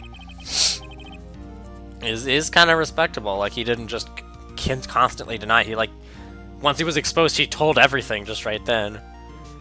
But still, though, goddamn it. He's like the most awful character in this game, isn't he? It appears we have spent a very long time on this case, 15 years later. Mr. Miles Edgeworth? Yes, Your Honor. You were innocent. You are innocent. As you said, it was all a nightmare. Yes, Your Honor. This court finds the defendant, Mr. Miles Edgeworth, not guilty! And confetti rains from the ceiling. Why? What? Why? Huh? That is all. This court is adjourned. What the frick? That didn't I don't think that happened in the other cases, right? Damn it, I wish confetti rained down at the end of court trial. December 28th, 5:38 p.m. District Court, Defendant Lobby number 2. Nick, we did it! Did you see his face? Von Karma looked even paler than usual. He's pretending to be all cool, but inside you crushed him, Nick, crushed. I gotta say, I'm impressed. It was pretty close, though. I was sure we'd had it. I know, I was on the verge of tears the whole time myself. But now it's all just a good memory. So, it's finally over, Edgeworth. Right. Yeah? I'm not sure how to say this. I know. Try thank you. I was thinking I love you. I see. Thank you, Wright. Aww. You're welcome. I think you could have done better than that. Make out! Sorry, I'm not good at this sort of thing. You got a lot to learn, Edgeworth. She's got you there. Whoop! Amazing, pal! You pulled through just like I thought you would. I'll never forget this. I owe you one, pal. And tonight, let's party! Dinner's on me. Yeah, my salary went down a bit this month. But who cares? See, Mr. Edgeworth, you should take a lesson from Detective Gumshoe. That's how you say thank you. I see. Whoop! I feel foolish. Don't worry, take it a little at a time. You'll get used to it. You'll get used to this feeling of joy. It's been 15 years since I've seen Edgeworth this unguarded. Hey, y'all. Oh my gosh, why is I don't know why Lotta's here, but hell yeah. Lotta! Y'all were great in there. Thank you. Thank you. Yo, Edgeworth, congrats! Thank y'all very much. I knew you were innocent from the start, of course. Just look at you. You wouldn't stick your hand in the cookie jar even if no one was there.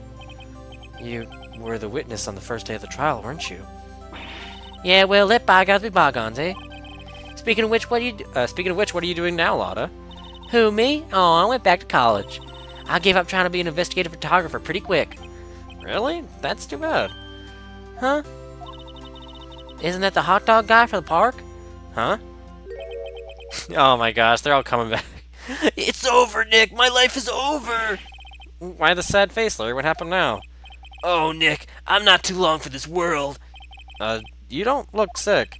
It's Kiance! She's gonna live in Paris! Paris, Nick! She's leaving me behind! Should have seen that coming. Yo, Edgy, there you are! Yes, here I am. Congrats, Edgy! Here, a little gift from me in celebration! Celebration? That's unusual for you. Harry Butts, you've come along tonight too, my treat, pal. Huh? Thanks. Looking forward to it. Yo, Nick. That's the suit that questioned me. When he says treat, that's not police talk for prison food, right? Right? I think you'll be fine, Larry. Right. Yeah, what's up? That envelope that Larry gave me, it's got money in it. Well, yeah, that's not that strange. People give money away to celebrate sometimes. It's $38, right? Huh. What a weird amount. It's not a little, but it's not a lot either. $38 exactly? Nick! Wasn't that exactly the amount of lunch money that was stolen from Mr. Edgeworth at school? $38! No. No! Larry, it was you! Oh my god. No way! No way! That's... Oh my gosh, that's amazing! What the frick? No way! What are you so surprised about? Oh, he knew the whole time.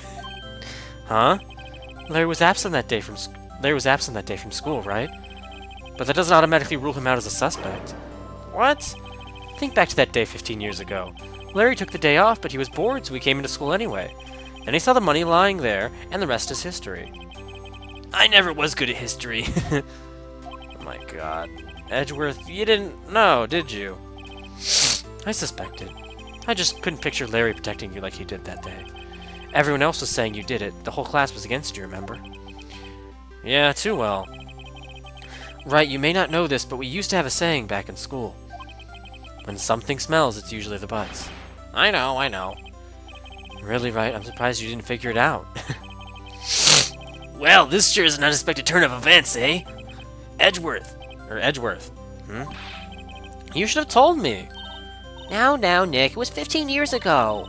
Don't you think the statute of limitations has run out, Mr. Edgeworth? I'd say so, yes. There you have it. Ugh. Where does that leave me? I became a defense attorney because of what you two did. Well, you have always been something of an insufferable emotionalist. Yeah, and you get worked up too easily, too. The death sentence for both of you. Man, if only I'd known, I'd have become a prosecutor. Oh my god. The same goes for me, only the other way around. For the longest time, I thought that I might have killed my own father. I thought I might be a criminal. I became a prosecutor in part to punish myself. If I'd known the truth, I might have become a defense attorney after all. Edgeworth. Want to switch, right? Hey, y'all! Line up, I'll take a photo! Hey, photo time, let's go! And after that, dinner on me! Yay! Oh, this is such a cool little ending. Detective Gumshoe took us out on the town that night. We celebrated Edgeworth's newfound freedom, even though Edgeworth himself was still in detention. Wait, what? Wait, hold on, what? Hold on, wait a minute, that last detail. Why was he still in detention? How could we have taken him out that night even? What? That doesn't, huh? What does that even mean? Whoa, I went a little overboard yesterday. My head hurts. Oh, he got hella drunk. Huh? It's still only 5 o'clock. Maybe I should go back to sleep. What's this? A letter? Good morning, Nick. You were really impressive yesterday. Seeing you, it made me think about what I'm doing here. I'm a spirit medium, in training, of course. I wanted to help Mr. Edgeworth, too. I wanted to help you. But I couldn't. I was useless. So I've decided to go back to my training. I'll become a full-fledged spirit medium for starters. I couldn't say it to your face, so I left this letter. Goodbye, Nick. Goodbye? What time is it? Ugh, the first trains for the mountains have already left to the station. Oh my god, what? I guess she's gonna go back to her hometown to train? I guess I'm too late. Hey! Nick! Maya! So, you're leaving? Yeah, it's hard being a spirit medium who can't talk to spirits. And I think you'll do fine without me, Nick. Be good, okay? I mean, can't she just train here?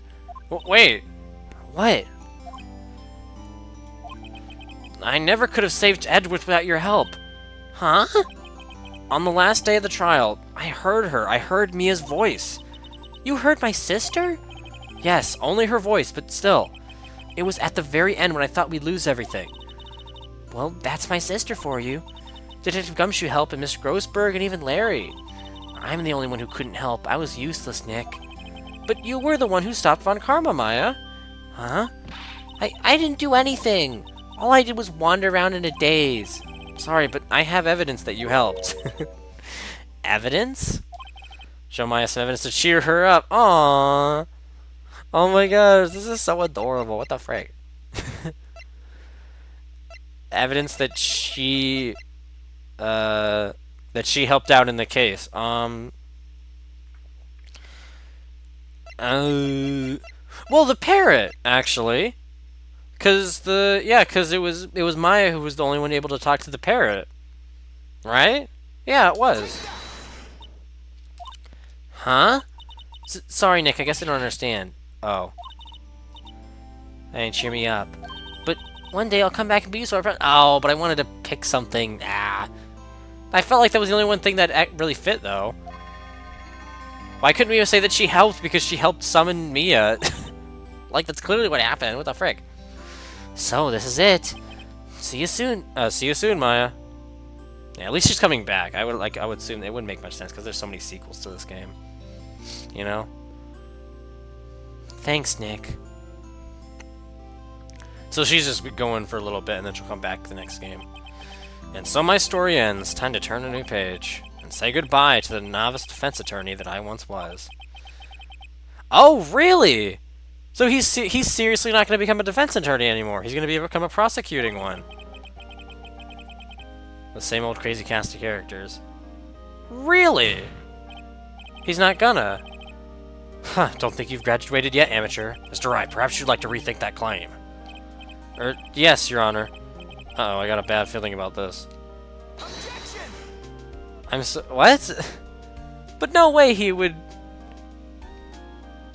Oh, the actual credits are playing. Oh my god.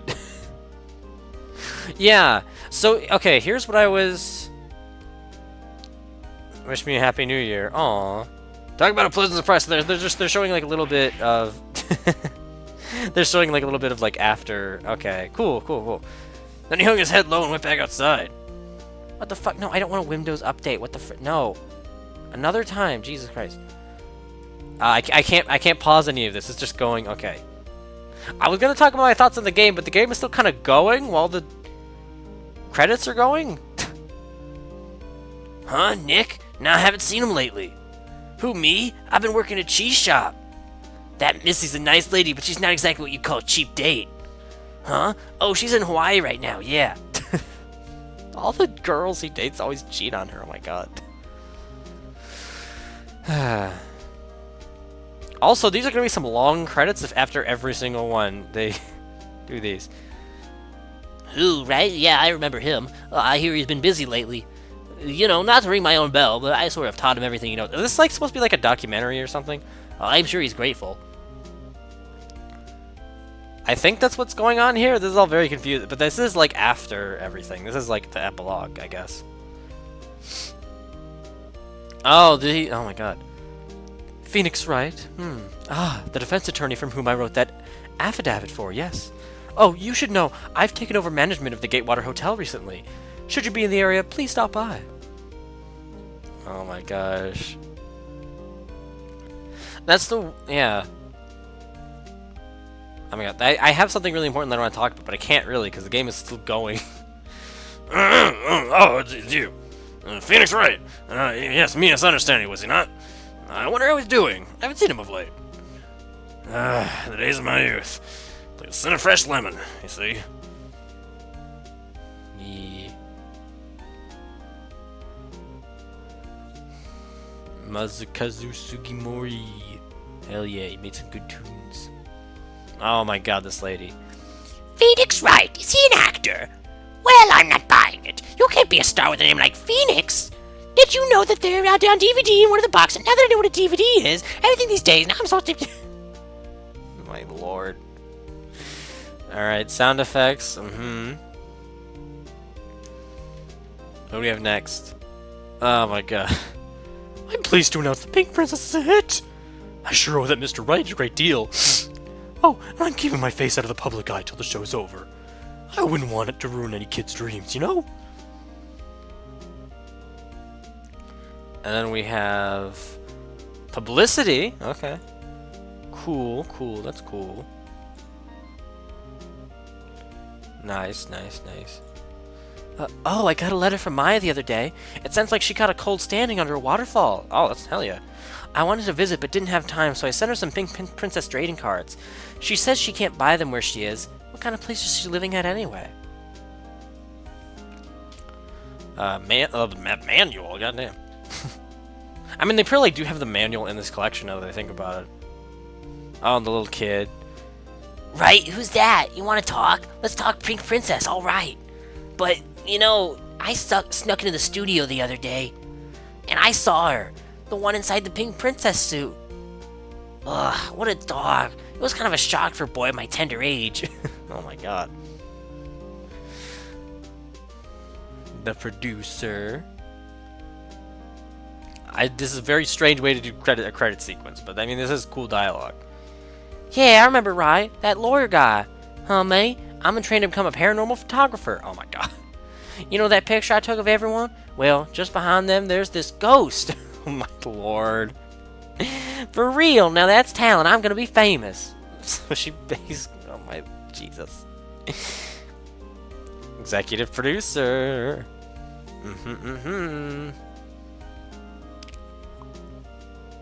Oh, there's the... Oh my gosh! Wait, she wasn't... Let's go!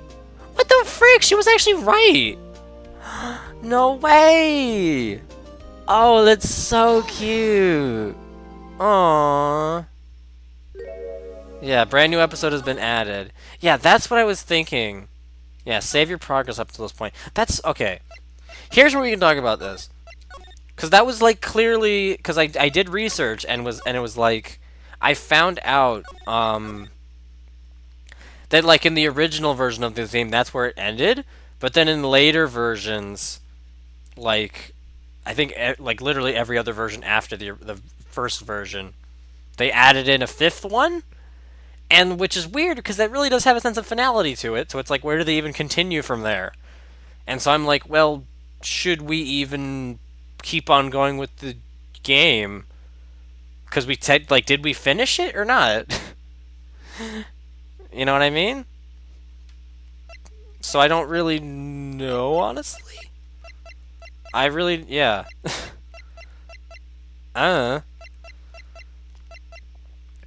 Then again, I don't... yeah. I mean, we've only been live... we haven't even been live for 2 hours, though, so... and it would be weird to just, like, end the stream now, right? And, like, we... there's a very clear case 5 right here, so... Because, like, a part of me does kind of want to be... because a part of me, like, has had their fill of Ace Attorney at this point, and kind of does just, like...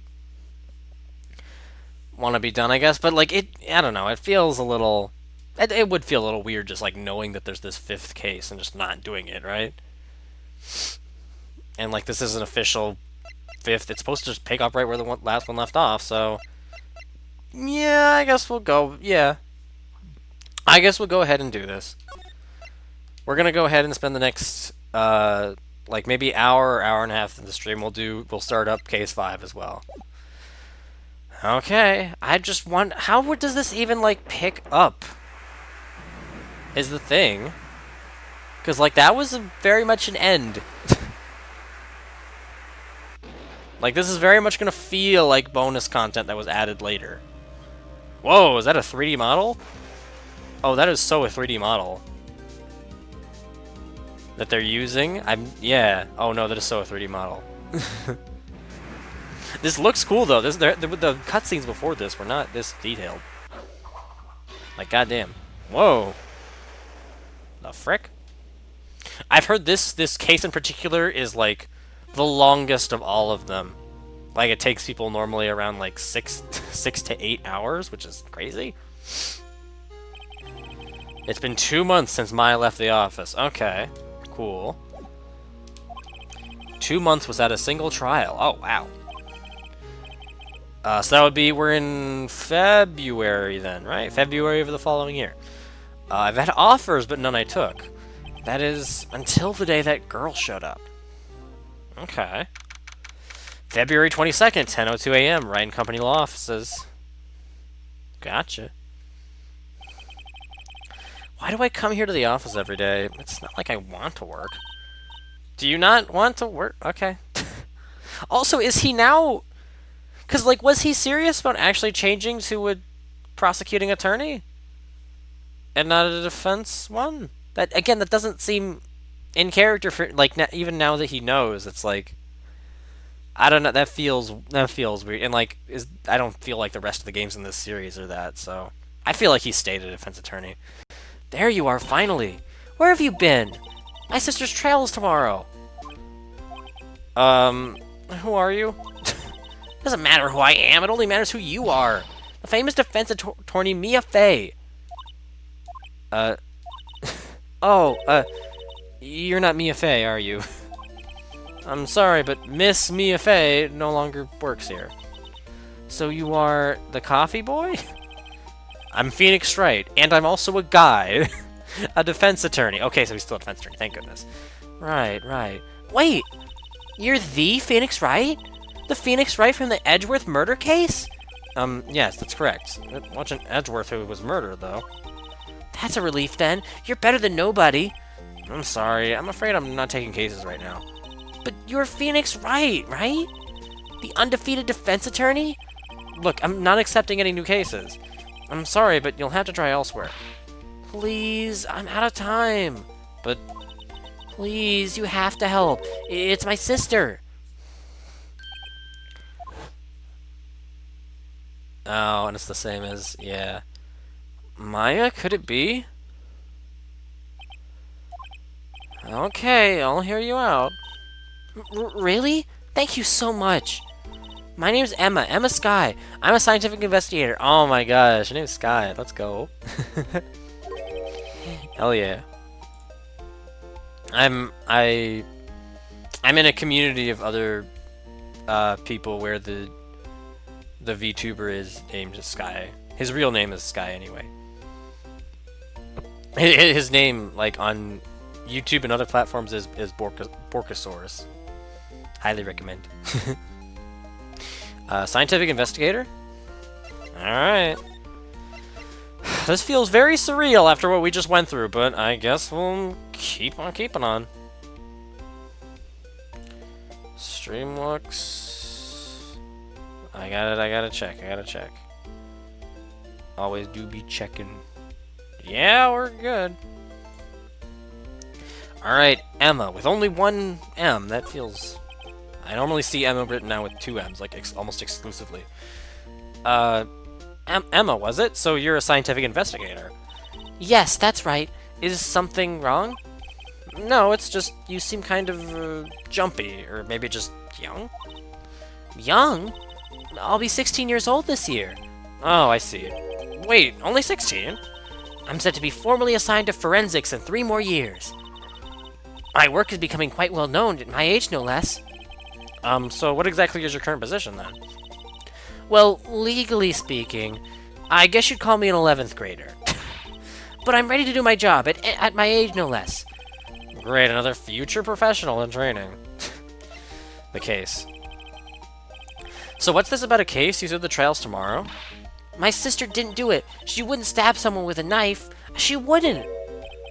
So it's a murder case. I don't care if there's a witness who saw her do it. She didn't do it. I know she didn't do it. It's a scientific fact. And there's a witness. Just talk to her. You have to talk to her. Right. I suppose I will. I promised her I'd bring Mia Fey, but That's interesting. How would she know Mia? And, like, why would she bring them, like, wouldn't they know that she's dead? Or I guess she wasn't that one. I don't know. I feel like they would. So you want to be a scientific investigator when you grow up, then? excuse me? I'm not a child, I'll have you know. Still, it's good to have a goal, albeit a very unusual one. I believe investigations should be done scientifically. Don't you? Yeah, sure can't fault her for a lack of enthusiasm. If this case is handled scientifically, I'm sure my sister's name will be cleared. Your sister? I've been doing research, you know. I'm developing a new scientific method of case investigation. I'll show you when I'm done. I'm looking forward to it.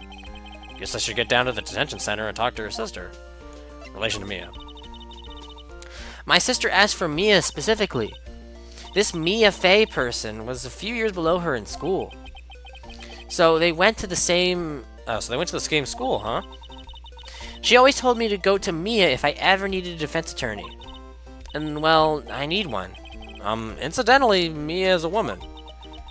Now that you mention it, I guess it is more of a woman's name than a man's. Well, it's nice of you to help your sister out like this. You must be close.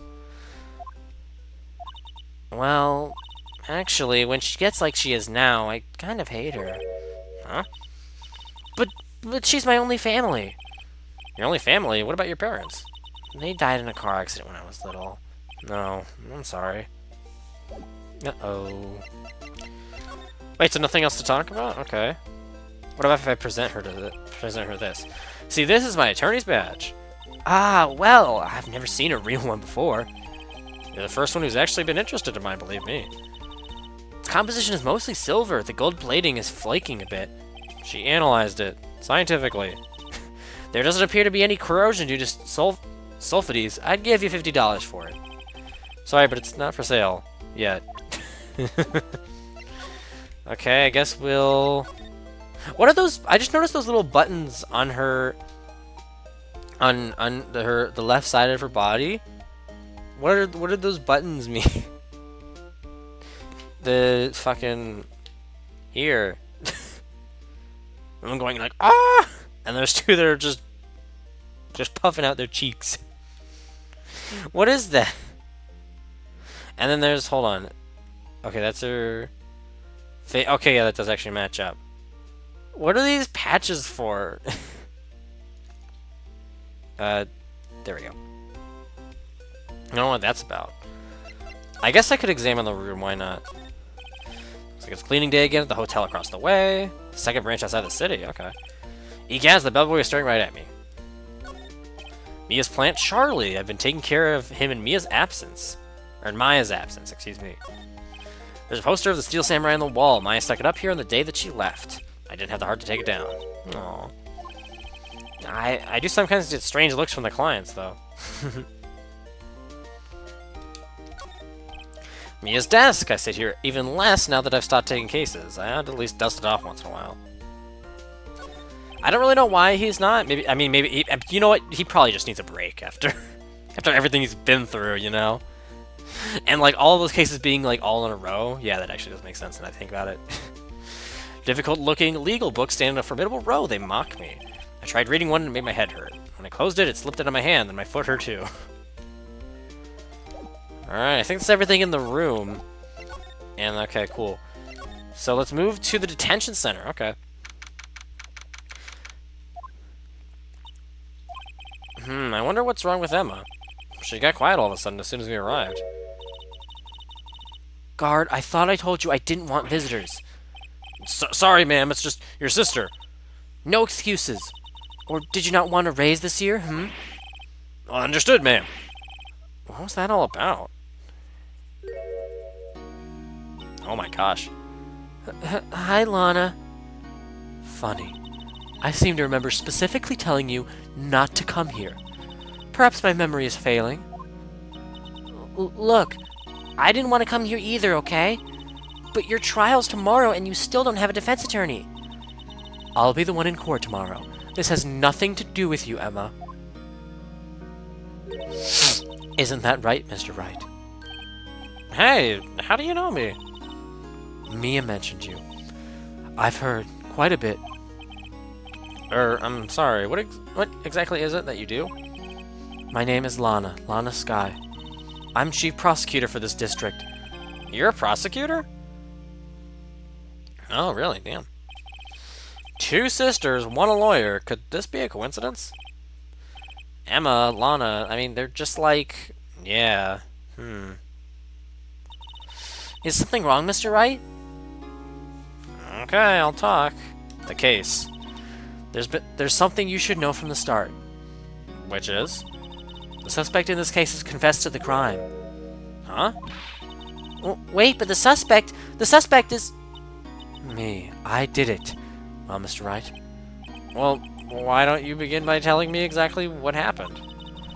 The crime took place yesterday, February 21st at 5:15 p.m. That's quite specific. I was in the witness's deposition. A witness clearly saw me committing the crime. That was a bit of bad luck, wasn't it? The crime took place in the underground parking lot of the prosecutor's office. The body was found in the trunk of my subordinate's car. The prosecutor's office, huh? In your subordinate's car trunk? Classy. I was arrested on the spot, caught red-handed as it were. Well, that's just great. The victim. So, who was the victim? An investigator within the police department. I suppose the correct term is detective. A detective? Oh, please don't say it's Gumshoe. Oh, please, no, that would be so... No, please don't say it's Gumshoe. Death was due to a loss of blood. He was stabbed once in the stomach. By you? Death wasn't immediate, but the wound was fatal. I see. Allow me to repeat myself, Mr. Wright. The victim was a detective. You know what that means, don't you? Uh-oh. What, Mr. Wright? What does it mean? Well, it means... The police department will consider it a matter of pride to have me found guilty. They will use any means at their disposal to do so. This case gets worse and worse with everything I learn. Lana. So you're the chief prosecutor. That is correct. I'm responsible for overseeing every trial handled by the prosecutors in this district. I make sure the prosecutors have what they need to do the job and manage every aspect.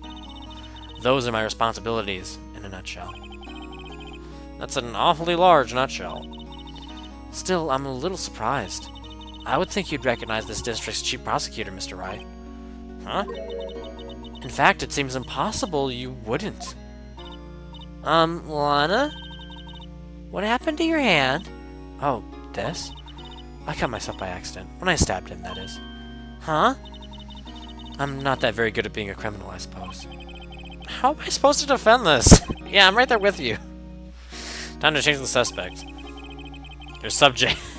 No, not suspect. God damn it, now I'm getting to me. Time to change the subject. Wait, she was in the class head of Mia, wasn't she? Relation to Mia. I'm gonna take a drink of water because I've been talking non-stop. Music carried my throat is dry.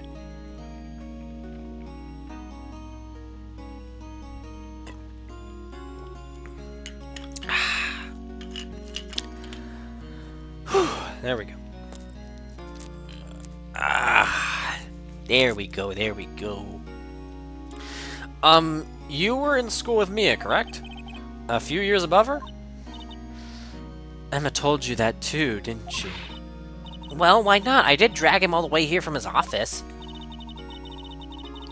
Although it seems he has very little in common with Mia. Hey. It was in law school. I was in my 3rd year and she was auditing the class. She was different than the other students.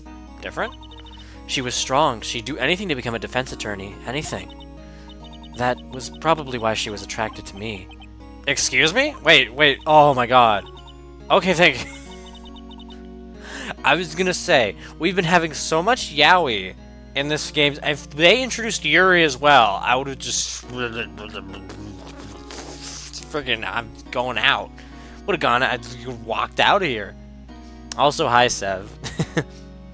Okay, intellectually. Okay, my brain is not gonna burst from all of the hype. Lana was top of her class in school. I was the best there was. Oh. I'm doing pretty good in school too, by the way. It sounds a bit different when Emma says it. Well, Mr. Wright, Excuse me? as you can plainly see, I'm admitting to my guilt. I think it's safe to say there's no way you can take this case. None. But Lana... Why? Why are you doing this to me? You never think of anyone but yourself. I know you didn't do it, Lana. I know. So how can you say you did?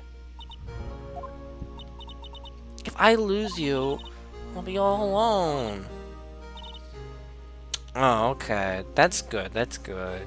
I hope that happens, Seb. I hope that happens.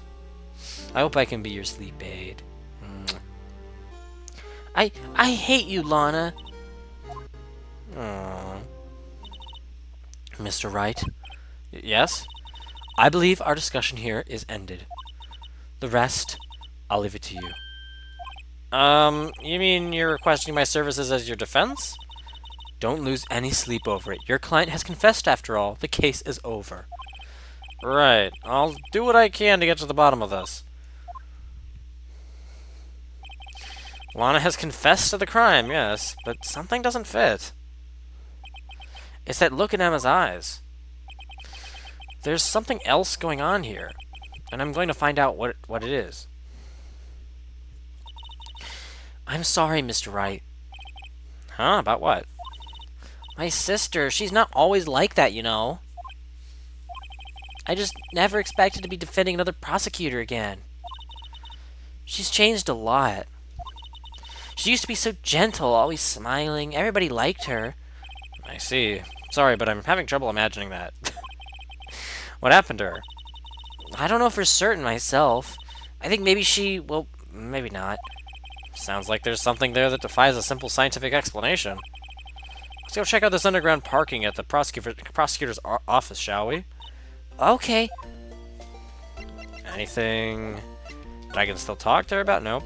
Okay, well then let's move. Underground parking lot. Oh, this place looks cool. February 22nd, prosecutor's office underground parking lot. So, this is a lot where it all happened? Looks like they're still investigating. Funny that my first visit to the prosecutor's office should be like this. Hey everyone, keep up the good work! Hey, what are you thinking? Well, they are going to be my co-workers 3 years from now, after all. No harm in saying hello. Actually, there is. You know attorneys aren't supposed to examine crime scenes? I'm trying to not stand out too much here, see? Hey there! You're expecting to go unnoticed here, partner? Partner? Whoa, what the heck? This is a character. Why is... He does not look like he's here. What do we have here? Looks like a Bambina got loose on the ranch and is up to no good. Folks gotta learn to keep them dogs tied down, partner. Mr. Marshall! Oh my god. Marshall looks more like a sheriff to me. Look here, Bambina. I know how you feel. But this is my gang's gold strike, see? Strike? This is our claim, our territory, with a mud load of evidence. If you're fixing to mess with what's ours, you'll regret it, partner. You don't know what dreams the cacti out in the desert dream? You want to? What's this guy talking about? You head along gnome now. Happy trails, Bambina. My god. Was that a hombre, a friend of yours? Kind of, sort of. Yeah, he's a detective. Who thinks he's a sheriff from the Wild West, it seems. No, not move. Examine this door. Look, a door! This must mean something! Sure does! I'm not sure that doors mean anything. No, it won't open. A mysterious lock! I fail to see what's mysterious about it. Mr. Wright, you need to learn to enjoy life more. Let's finish our investigation first, shall we? Oh my lord. Aha! A ladder! That's a step ladder. What's the difference? It's scientific terms, please. Scientific, huh? Look at the basic nature of things, Mr. Wright. This all seems so horribly familiar somehow. Oh my god. Here, a phone. Let's see if it works. Why does it have... Hold on. 1, 2, 3... Why does it have 12 keypads on it? 0, 1, 2, 3, 4, 5, 6, 7, 8, 9, 10... Yeah, well, no, hold on, wait. 0, 1, 2, 3, 4, 5, 6, 7, 8... Yeah, there's, like... Because they would have to be numbers, right? Why would... Yeah, what? There's, like, 2 extra... Because it would have to be 0 through 9, which is only... It's only the first 2... It's only the first 3 rows and then one square of the final row, so that leaves those 2 squares. Like, there doesn't need to be 2 squares there. What the frick? Hey, don't touch stuff we don't need to be touching. I can't hear anything. My ears. No, my ears. Maybe it's due to the barometric pressure. What is she blabbling about? Hey, what did you just say? See, you can hear just fine. The phone's broken. This wall's in our way. It's got a faucet for water. Wait, I know. This wall is merely a facade hiding the truth. This is no wall, but a water tank. I fail to see how it makes any difference either way. Good God. An oil drum looks like it's filled with water. It's heavy. I can't even budge it. The drum over here is on its side. Wait, I know. I'll hide in here and do a stakeout. I think you'll probably just get arrested. In fact, you may not even have to hide in the drum to get arrested. What? I'm not suspicious. This is just going off to an incredible start. I don't even know what to say. Goodness great. There's so much stuff to examine here, too. Look, a stylish glass-walled room. Very nice. You can see the whole parking lot from in there. It says security. Perhaps it's a cafe? Huh? Cafe security. Yeah, that must be it. Let's check it out later. I hate to break it to you, but I think that's probably just a security guard office. You know, I scored a 97 on my science test the other day. Too bad they don't have a test for common sense. What's this? A wallet? Excuse me, officer. Wait! What are you doing, Mr. Wright? What am I doing? I just found this wallet, so I'm handing it over to the police. I don't believe it. This is really basic. Anything at a crime scene is evidence. Let's be scientific about this, please. Just put it in your pocket. But how is that scientific? Sounds like theft to me. And we're just gonna take... Okay. I'm called to duty already and at my tender age. Here, I'll teach you the trick to examining evidence in detail, okay? By the way, her eyes are sparkling. I can tell she's been waiting for this. Okay. Now, look at the court record. Yeah. You have to be sure to examine evidence carefully on all sides. Now, let's start examining from every angle. Oh, this is new. What the frick? Why are we just getting this ability now? Okay. Oh, look, I think there might be a clue here. You should check it out with a press the A button. Okay. I guess. This is an ID card. Sergeant Bruce Goldman, ID number 5842189. See? Well, isn't scientific investigation useful? I guess, though I don't see what science has to do with it. Police department, okay. Investigator's ID card, alright. Goodman's ID. Let's be sure to examine every piece of evidence we find. I guess I've got to be on my toes from now on. And then there's one final thing, which is this gate. This is where the cars leave the lot. The arrow on the ground makes it look more like an entrance. What are you talking about? It's plainly an exit. Well, maybe it's both. Kind of a dual purpose? Aha! The theory of relativity! What? I've got to write this down. Hey, Mr. Wright. Maybe you know, was Mr. Relativity German? Or was he British? Mr. Relativity? Are you sure that was his name? Good. I don't actually know if I like this new character that we've been introduced to. I feel like if I am gonna end up really enjoying her, she's gonna have to like grow on me. And I mean, Maya did grow on me, I feel, so. But I don't know. I'm kind of sympathizing with Phoenix here a little bit. Any other place we can go?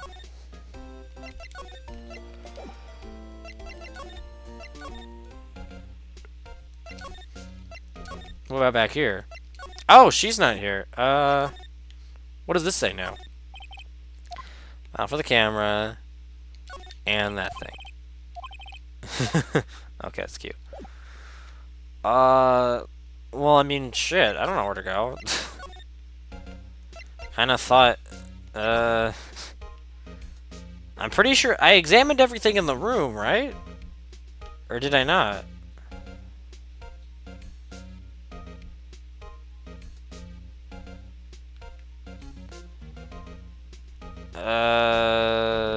Oh wait, I can slide. Okay. I didn't see that at first. What is this? Well, no time to waste. Let's get hunting for clues. I wonder what this is. Well, partner, looks like you got no intention of going home quietly. The sheriff! Like I said before, this here's our claim. You best be moseying along, unless you're fixing to bite the bullet. Scary. Could you just tell us one thing? Who owned that car? Well, little Philly's got a good nose on her. You want to know who rides that red Mustang with the body in her saddle, eh? Please. No problem, partner. About time for vittles anyway. Get yourself to the saloon up on the 12th floor of the prospector's office. Might just find you a curvace you like. Prospector's office? Where does this guy think he is? And when, for that matter? Note to self, look up Vittles Saloon Cerveza. Maybe we should check out room 1202, the high prosecutor's office. Okay. In any case, stay away from the car. You can look around here all you like, just keep your paws off our claim. Right, great. Great, maybe there are some clues around here, Mr. Wright. Let's check it out. Excuse me? Were you two all set? Us? Who is that? Oh my goodness.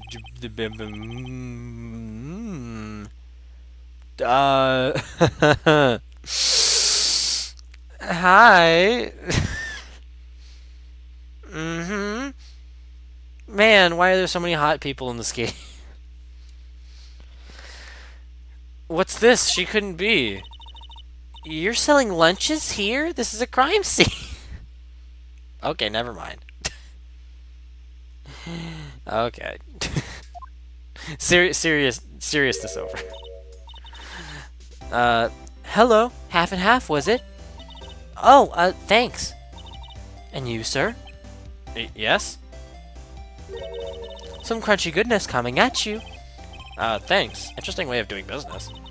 This area is off limits to anyone without clearance. Especially passers-by. Or are you officers? No, but you don't exactly look like the type to have clearance. Well, that's hardly a way to greet someone. Even if my days as the cough-up queen are over. Cough up? Huh? You know, I'm feeling kind of full. Maybe I'll pass on lunch. I'm quite connected to this case, you see. The images are burned into my eyes, you might say. Yes, all the sordid secrets. Secrets? Dear me, you are a slow one, aren't you? the hair flip. I'm referring to the murder, the stabbing of that detective. What? When is Philly saw me committing the crime? Oh, so she was the witness. Okay. You mean you're the witness my sister was talking about? Please, cough up queen, tell us what happened. The name is Angel Star. Don't you go forgetting it. Or before you know it, I'll have you whimpering at my heels. Yes, ma'am. Yikes, she means it. Wow. Damn. The case. Somehow, I knew. Yesterday was a day of destiny. I knew something was going to happen. Just like I know that the daily special on Friday every week is salmon. Destiny? Was yesterday special for some reason? You're a defense attorney, right? You should know then. You should know the foul misdeeds of the evil ones who haunt this den of inequity. Evil ones? Prosecutors, they have no qualms at all about blackening the name of innocence. And yesterday they paid homage to the most evil one of all. They gave an award for King of Prosecutors. What a farce. So she's saying there was some sort of prosecutors' convention yesterday. I was almost compelled to lace their lunches with something foul. Do you have a personal grievance against prosecutors or something? Or is there some kind of scientific evidence of this, evil? Young miss, mock me at your own risk. You'll soon find out why they call me the cough-up queen. Ew. Ew. She's right. The most heinous of all the evil ones, the one they awarded yesterday. It was in his car that they found the body. Proof that he devours the evilest lunches of all. Really? Really what? I'm totally confused. One thing's clear, this lunch lady has a thing against prosecutors. What you witnessed. So what exactly was it that you witnessed, Miss Starr? It was a fascinating spectacle, to be sure. I now feel I know what they say when they talk about a woman's wrath. To see Lana Skye wield that knife, so... Her knife flashed in anger, bringing him to a sad end. It was truly a sight to see. You mean you saw the very moment of the crime? The sound of silvery ties to this world being cruelly cut still rings in my ears. And the rhythmic beat of Lana Skye's knife. Wait a second, you know Lana Skye? Of course. It's quite a feat, becoming chief prosecutor. How many lunch boxes of sin did she pack to make that journey, I wonder? She always travels light. Now, why would this pretty lunch lady know the chief prosecutor's name? Angel. Could we ask you a bit about yourself, Miss Starr? I come here every day to sell lunches. I import only the freshest and best from the Far East. For some reason, the box lunches are a hit here. Why not make the lunches here rather than import them? Did you say something? No. Only true connoisseurs can understand. The kind you can only tell someone who has tried General Tussauds Trilobite lunch set. Never mind, you win. I don't even want to appreciate part of a Trilobite's flavor. Anyway, I come here every day to sell lunches. My boyfriend works in the security room here at the prosecutor's office.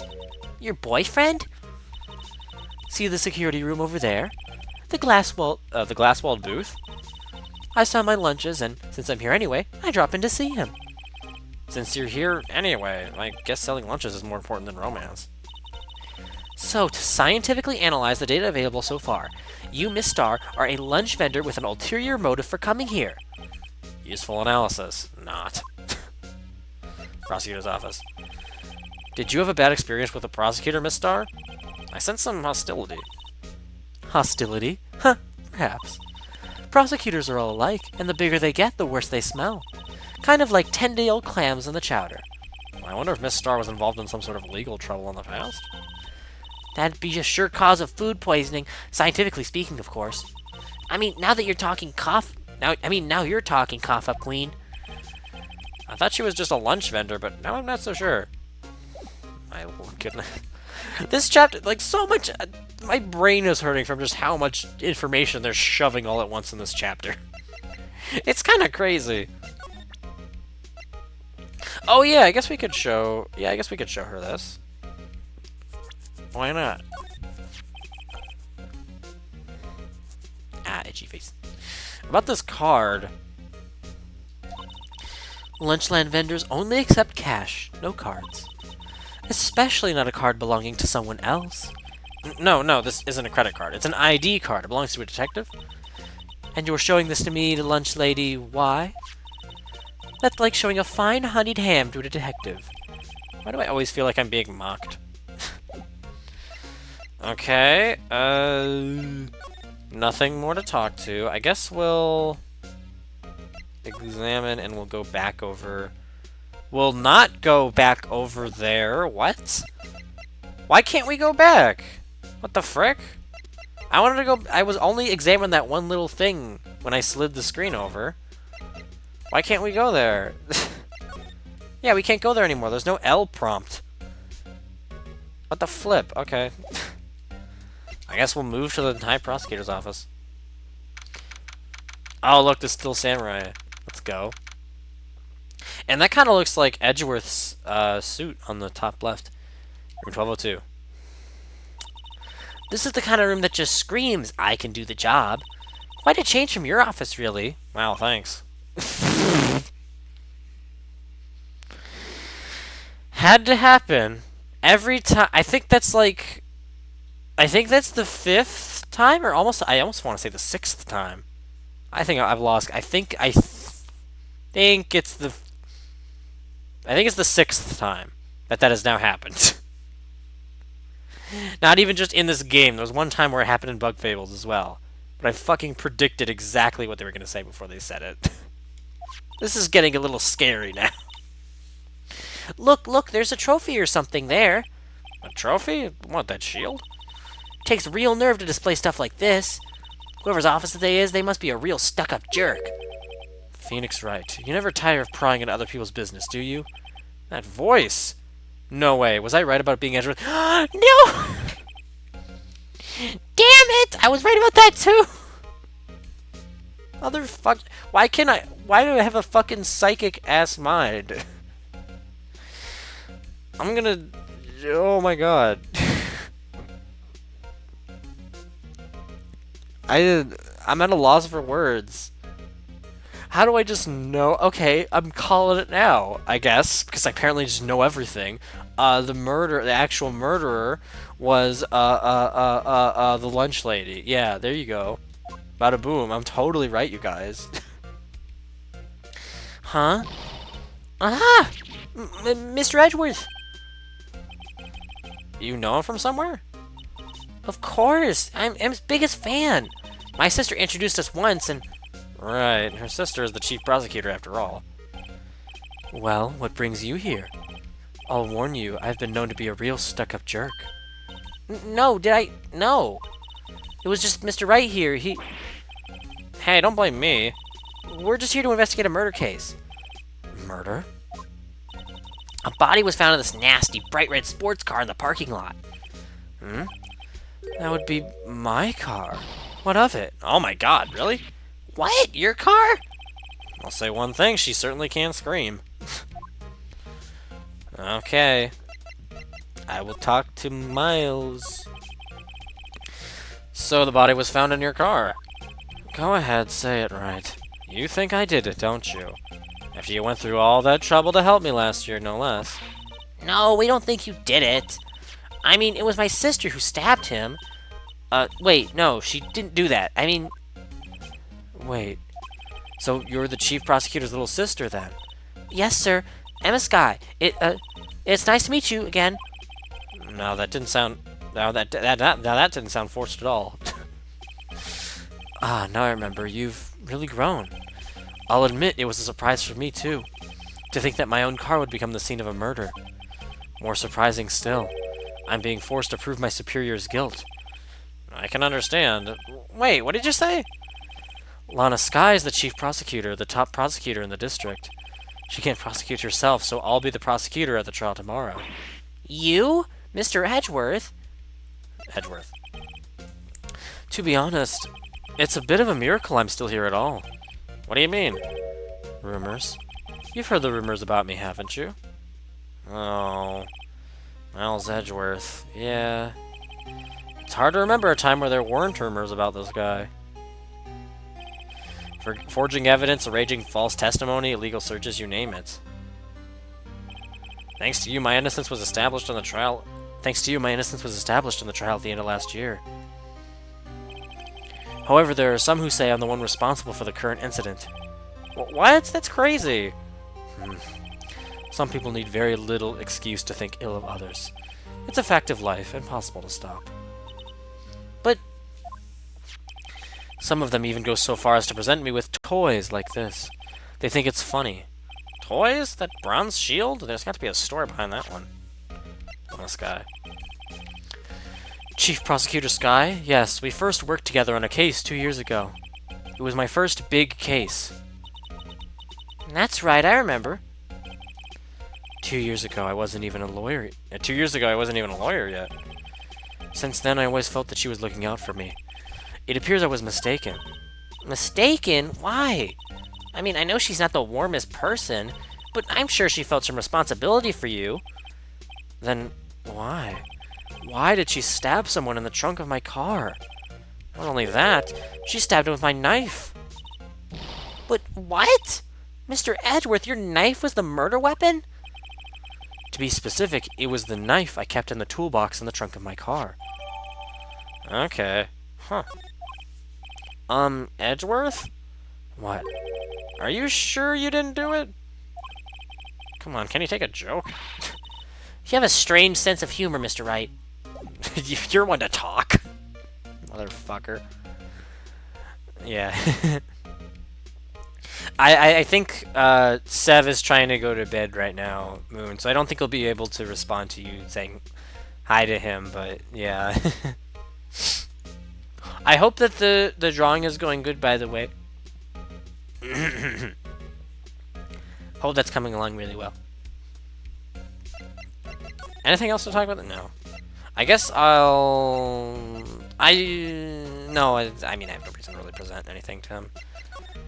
I'll go ahead. No, I won't move, but I will examine this thingy thing. I've been wondering, what the heck is this? It has a big K on it. Prosecutors. Huh? What's that? It's the King of Prosecutors trophy. King of Prosecutors? It's a great honor. They send that shield to the best prosecutor each year. What? So? So that K, that's... K stands for king? Yeah, you got a problem with that? I didn't design the thing. King of Prosecutors. Kind of like Employee of the Month, only better. Okay, given to Edgeworth, King of Prosecutors, of the PD on the day of the murder. Hell yeah. Oh boy. Water break.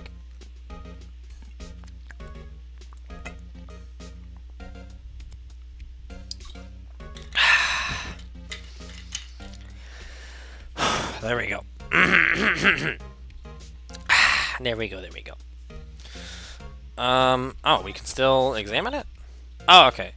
So that's the King of Prosecutors' shield, huh? Well done, Edgeworth. You must be proud to be the King of Prosecutors. Congratulations, King of Prosecutors! Please stop saying that. That still doesn't explain one thing. Why is the tip of this shield broken off? Oh, I didn't even think it was. I thought that was just how it looked.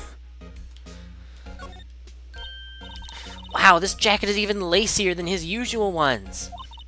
This must be his lucky trial jacket. Lucky jacket, right. I've never seen him wear it. I'm sure there's a story behind why it's in a frame. Maybe I'll be naughty and take a picture. He's getting way too excited about this.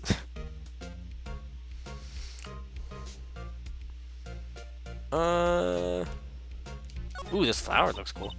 My, what an amazing bouquet! Just right for Mr. Edgeworth. No kidding. Hey, there's a card on it. Back from the dead. Wendy. Ew, what? Wendy? I've heard that name somewhere before. You have? And beside it, a giant steel samurai! Wow, I want one. Huh? There's something written on the bottom of his foot. Between a rock and a hard place. Wendy. Wendy? Is she Mr. Edgeworth's fiancée? Oh my god. What? No, I didn't even realize her name was Wendy. Yeah, I don't think so. It would be so funny if it actually was. If Edgeworth was just that kind of baddie who was into older women. That would be so. You know what? If it turns out that that's going to be the case, like, more power to you, Edgeworth. You do you, buddy. You like what you like. That would actually be so adorable. Whoa, what a view! It must be nice to have an office on the 12th floor. I guess you would feel important. Incidentally, were you to jump out this window, the time until impact with the ground would be... Got it! Approximately 3.23 seconds. That's handy to know. Again, that would be so clever though, and so funny if that actually came back though. You know, like if someone died, like maybe they were like thrown out of a window, and you would need to know the time or something, right? I'm definitely overanalyzing this, but like I don't know, that just feels like something that would come back. I don't know. Ooh, cute, what a pretty tea set. I got more for the instant tea bags myself. Amazing, the drawer below is filled with packets of tea leaves. They're all sorted by place of origin and flavor. Look at this royal blend, what an exquisitely splendid concoction. There's such a thing as taking a hobby too far. All these books. Whoa, these are all case files? They're stacked up to the ceiling. There's even a ladder. Odd. I thought Edgeworth wasn't good with heights. He must have someone get them for him. Every single time that he wants to get one from the top shelf. He must study these case reports so closely. He's so cool. You wouldn't say that if you saw him sweating bullets up on that ladder. And why is this chessboard red and blue instead of black and white? Hey, a chessboard! I'm not too up on my chess, but it looks like blue's in a bit of a tight spot. The red knights have surrounded the blue pawn. Huh? Those horses are mountain knights. Their swords have really sharp edges. And check out that poor pawn. His head is kind of spiky. Kind of reminds me of you. Mr. Edgeworth must be an avid chess player. What's wrong, Mr. Wright? Edges. Surrounding a pawn with spiky hair. Nah, that's nothing. Oh my god. The chair. A work desk. It's quite tidy as one might expect. What a nice desk. Easy to use and easy on the eyes. It's polished so well I can see my own reflection. Just, I don't know why, just the random characters just flashing in is just really funny for some reason. Like as a souvenir. Don't, he'll sue you. Oh, it's just the whole desk is that, okay. Oh, still not, we still have to examine the couch. Mr. Edgeworth has such a comfy sofa. Sofas like this make me want to curl up and take a nap. I bet he pores over his case files until the wee hours of the morning. Then he takes off his jacket, rolls up his sleeves, and goes to sleep using his arms as a pillow. I don't believe it. She's actually daydreaming about Edgeworth working. I bet in the morning he has soft sofa hair and little creases in his cheek from the seams. He's so cool. Sofa hair is cool? Holy crap, there was so much to examine in this room. This is like the most I've ever had to examine in any room ever in this game. Like, holy shit. Okay. There we go. Nothing else to talk about. I guess I might as well... Well, I mean, again, I don't really... There's nothing really leading me to that. We still can't move. Going here doesn't do anything. Well, goddamn, maybe I do have to give him that then. Yeah, nothing here either. Okay, let's go to... Let's give him the ID card, see what he has to say about that. Present. Say, Edgeworth, I was wondering about this. Mr. Wright! Huh? What? Are you sure you should be showing that to Mr. Edgeworth? Oh, he'll take it for sure, won't he? Wish I could be on the same side as Mr. Edgeworth. But then my sister would be found guilty. If she sighs any deeper, I'm going to start getting depressed. I guess we could, like, show these to her. Maybe we could get some more information on them. Oh. Never mind. And the same thing here. Oh, okay. So basically this says you were the best of the best last year, huh? You can take that foolish grin elsewhere, right? I lost a day of work to receive that travesty. Huh? Why's that? I had to go to the police department to receive that broken shield. The police department? Yes, right next to the police station downtown. You've been there, haven't you? Where Detective Gumshoe works? Yeah. I was wondering something about your shield. Why is it broken? What does it matter? I've got more important things to worry about. Oh, right. He doesn't seem too concerned about his award, for better or for worse. Yesterday was a very busy day for the prosecutor's office. Maybe we should ask him more about yesterday? Okay, yeah, there we go. Now we're getting to somewhere. Day of the crime. Could you tell me more about yesterday, the day of the murder? Yesterday was the annual cleaning day at the prosecutor's office. Cleaning day?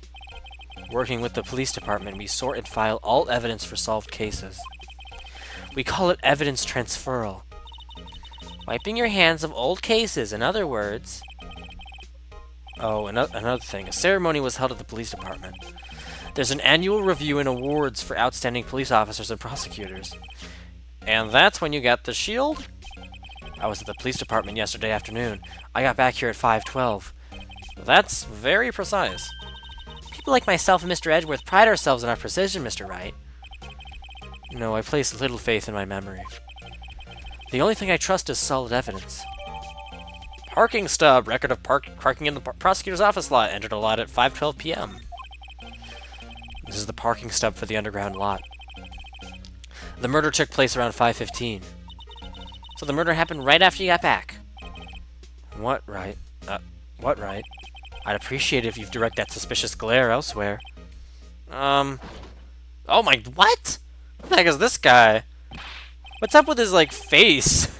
He looks like a different, like, not, like, his, like, character design is, like, completely different from the rest of the game.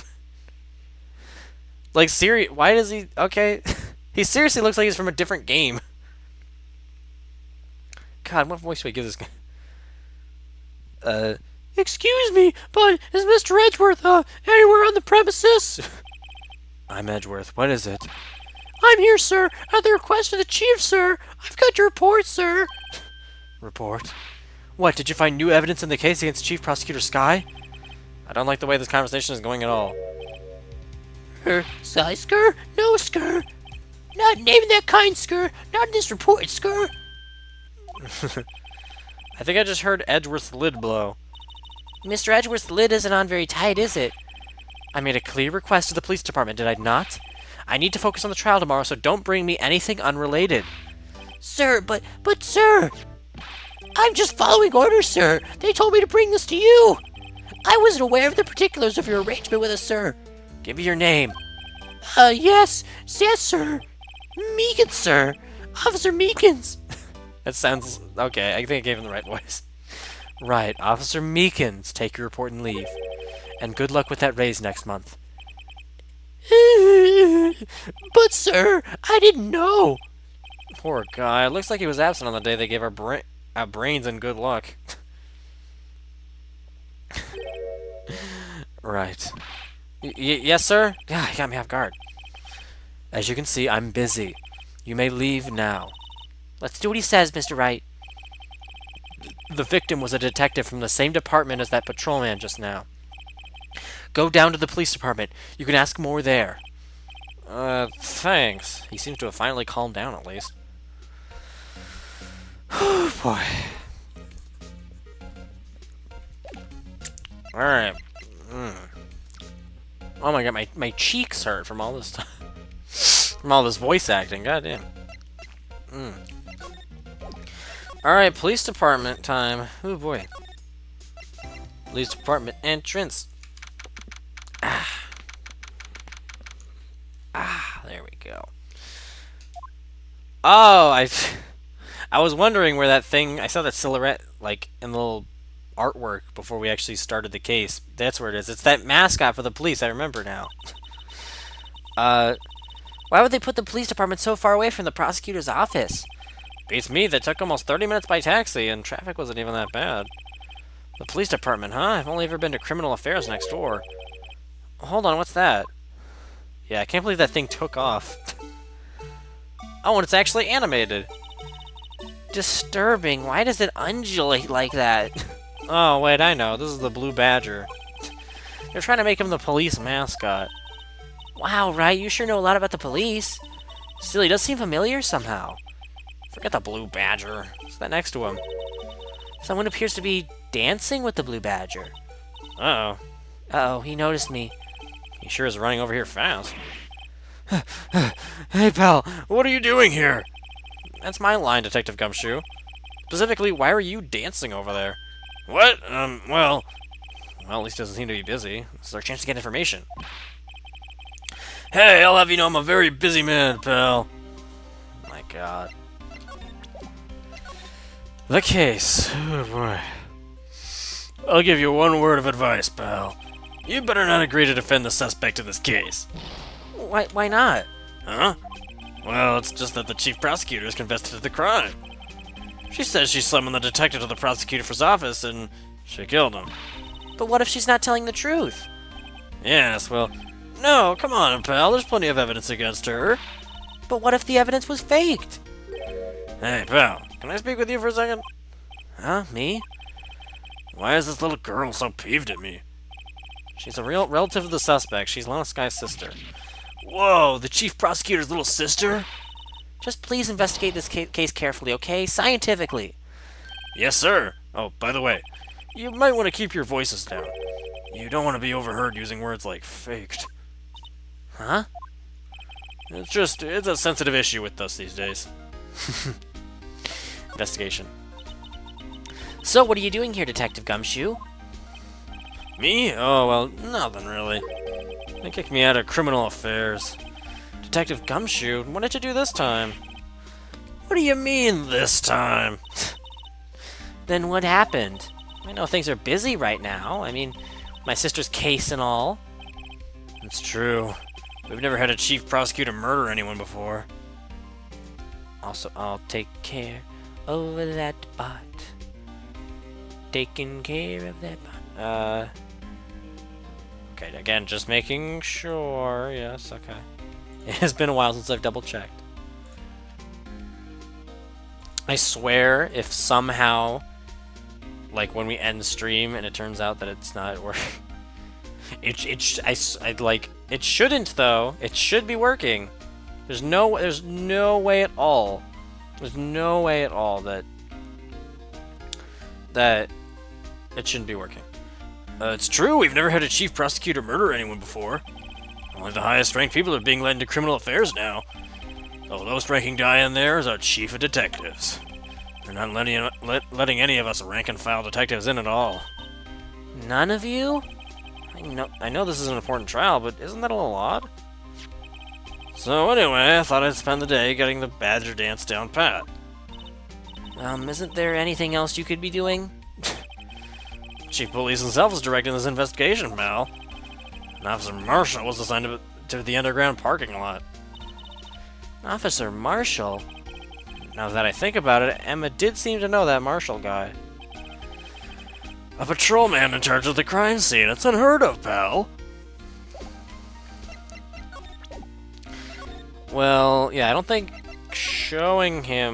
can show him anything. Yeah. I guess we'll just examine for now. Oh, I was wondering about that. What, the Dancing Blue Badger? It's my masterpiece! Did you make that thing? Oh, Jesus. You've made this, Detective Gumshoe? The chief threw together some designs and I just did my thing, pal. Nice work. It's battery powered, so it can go anywhere. There's no switch, so it just dances until the batteries die. Poor Blue Badger, fated to dance until he drops. A work of art designed by the Chief of Detectives and created by Detective Gumshoe. What's on that billboard? The usual wanted posters are hanging up on the bulletin board over there. Do you know this face? If you do, dial 911. You know, Mr. Wright, I've always thought it was kind of funny. I've never seen anyone who looked like the people in these posters. They hardly even look human. She has a point. Police. I always get excited when I come to a police station. Why is that? It just feels like I've jumped into a movie. Huh? You know, with all the police and criminals. Well, I don't know if this is all that exciting. Sure it is. Look at those two officers over there. They're probably talking about the latest bust. Funny, I thought they were talking about the weather.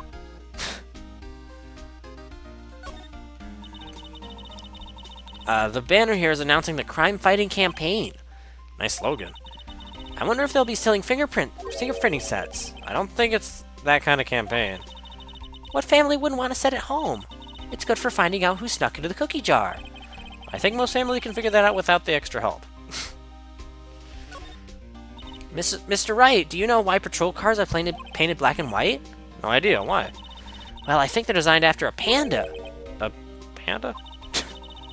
Not that I have scientific proof, it's just a theory. Do you mind me asking how you came up with that theory? It was when I was on a school trip. I saw a patrol car and it came to me. We had just been at the zoo, see? What about zebras? Or did they not have those at your zoo? Look, that patrolman is saluting the other guy. It must be a detective. And then I said, "Hey, you do that. Your soup will get cold, buddy." That's hilarious, sir. I laughed so hard I cried. I guess he wasn't saluting, he was wiping tears from his eyes. Make a good pair. Aw. The detectives in there look pretty busy. Just imagine, right now, behind those doors, a police drama in action. Somehow the thought fails to excite me. Well, is there anything... Oh, can I move anywhere? No. I guess I have to show him stuff then. I could get more info on this, maybe. Oh. Okay, but this thing. Detective Gumshoe, what can you tell me about this? Huh? Hey, pal, this is a detective's ID card. You can't just keep that, you have to turn it into the police. It's people like you that get me into so much trouble all the time. Meaning Detective Gumshoe must drop his card a lot. Let's see. Bruce Goodman. Goodman. Sounds familiar. Nah, my mistake. But didn't you work together with him in criminal affairs? Whoa, now I remember. Bruce Goodman. He's the victim. That's what I thought. Can you... Oh my goodness. Oh, that came out of nowhere. Sorry about that. Oh my goodness. Okay, I'm good now. Can you tell us more, Detective Gumshoe? Edgeworth's knife. Oh, wait.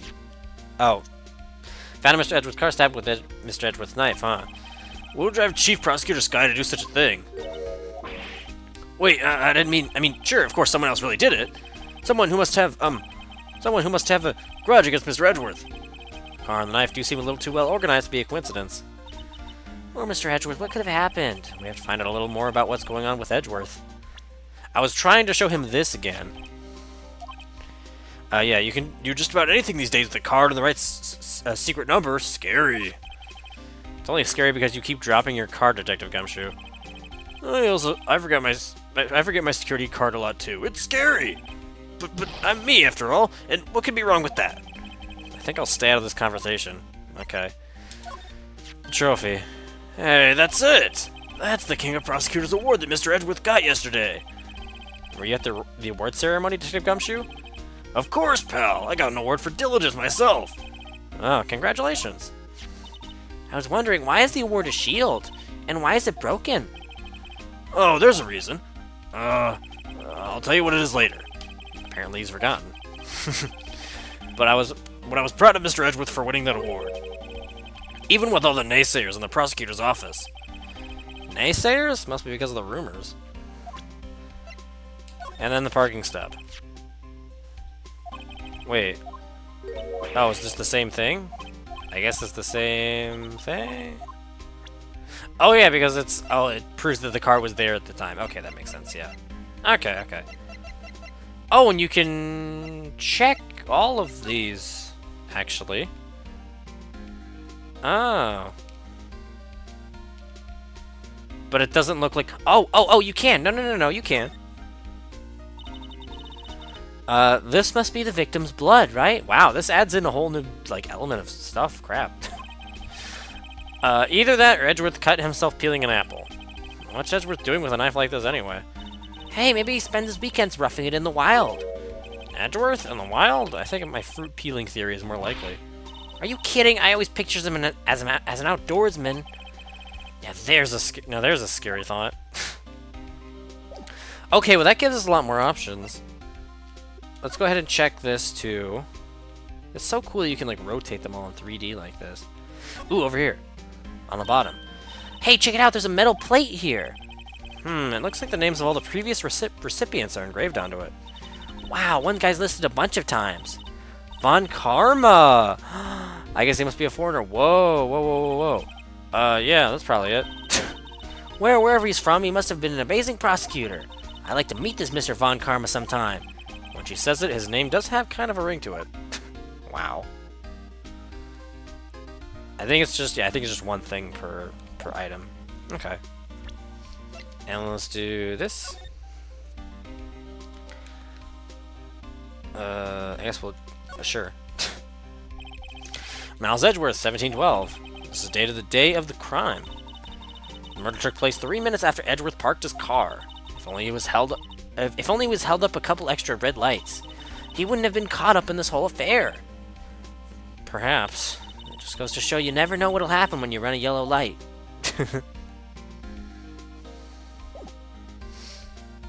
Can we do it with this too? You can! Oh my...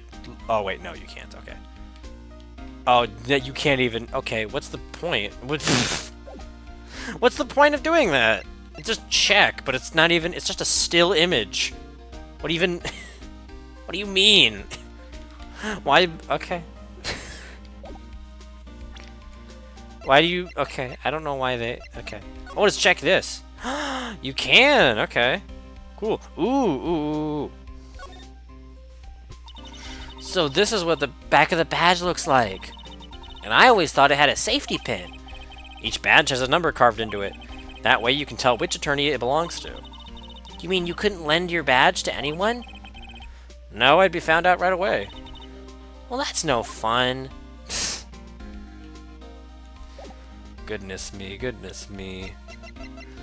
Well, I don't really know what to do then.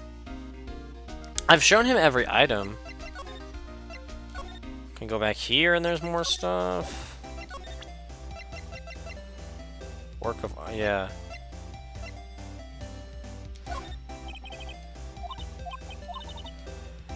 Oh, you said what's up, hot tea? Is this anything new?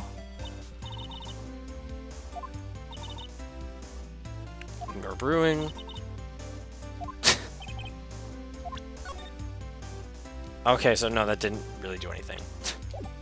I still don't know why we can't just move the camera. That's very strange to me.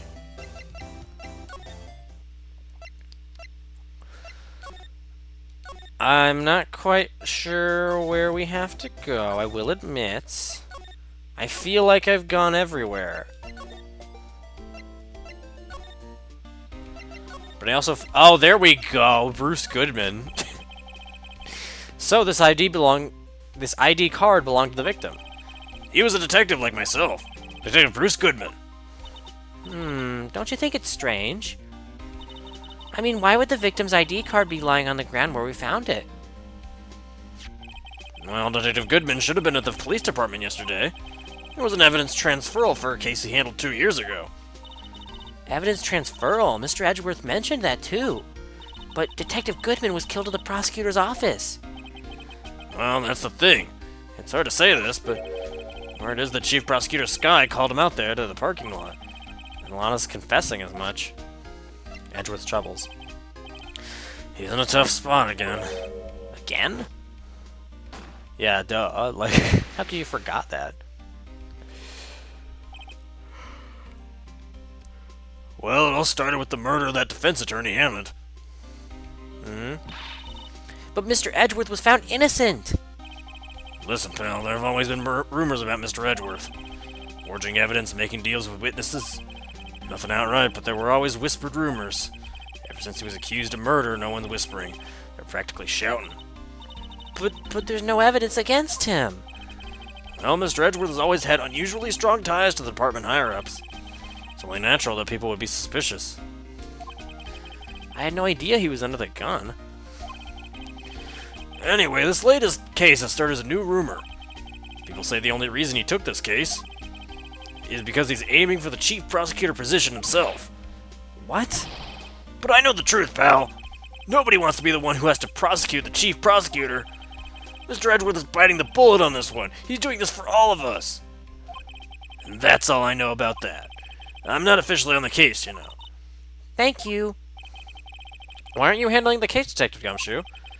We met the guy who is. What was his name? The guy in the parking lot? That'd be Officer Marshall. He was appointed directly by the chief of police. Officer Marshall? Is he some kind of Wild West sheriff or something? No, Jake Marshall's just a regular officer from West LA. For a moment there, I wasn't sure. Look, pal, let me try to make things a little easier for you. Show them this, and they'll let you examine the crime scene. Maybe. Letter of introduction received from Detective Gumshoe allows Bear to investigate the crime scene. I'll be surprised if this gets us anywhere. Just act like you're supposed to be there, and nobody will look at you twice, pal. Part of me wants to end this stream because we have just reached the 3-hour mark, but I'm also kind of waiting for when the game, like, tells us to save. I have to be getting back to the shop. Sorry, looks like I'll be stuck in this pit till the sun sleeps. I'll see you in my dreams tonight then, baby. What the heck? Oh, still here? Ah, hello. Why the surprised looks? Didn't I mention? I've got a boyfriend in criminal affairs, too. Aw. What happened to the security guard? Hey, what's wrong, Bambina? You're looking like a doggy that's lost its herd. Jake Marshall. Strange guy to put in charge of a crime scene. Anyway, wait, no.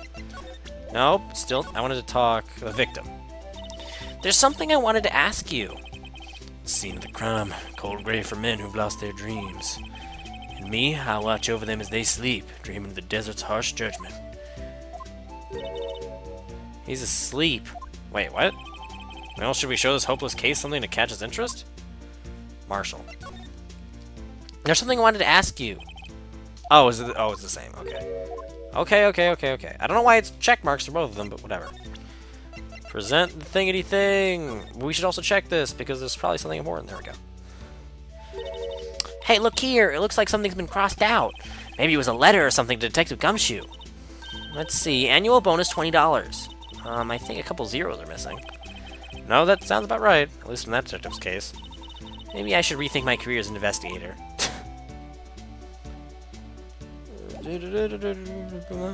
I don't know why this song's stuck in my head right now. Gonna go ahead and present. Would you mind reading this for me? What's this? I warned you, fan letters to me go right into the spittoon. It's a letter of introduction from Detective Gumshoe. Maybe we investigate? Gumshoe? Ah, that old cow dog. He's holding a birthday party or something. Huh? Look, where it should say letter of introduction, it says invitation. Ah, I think you just miswrote it. Wait, why am I getting all defensive here? No worries, this proves it's from Detective Gumshoe. Better than a blood test. Guess I'd better let you in then. Thank you, Officer Marshall. Oh, that's right, he's a patrolman, not a detective. Which reminds me. Hey, wait a sec. Isn't a crime scene supposed to be handled by a detective or higher? Well, folks, the clues are calling. Welcome to our gold strike.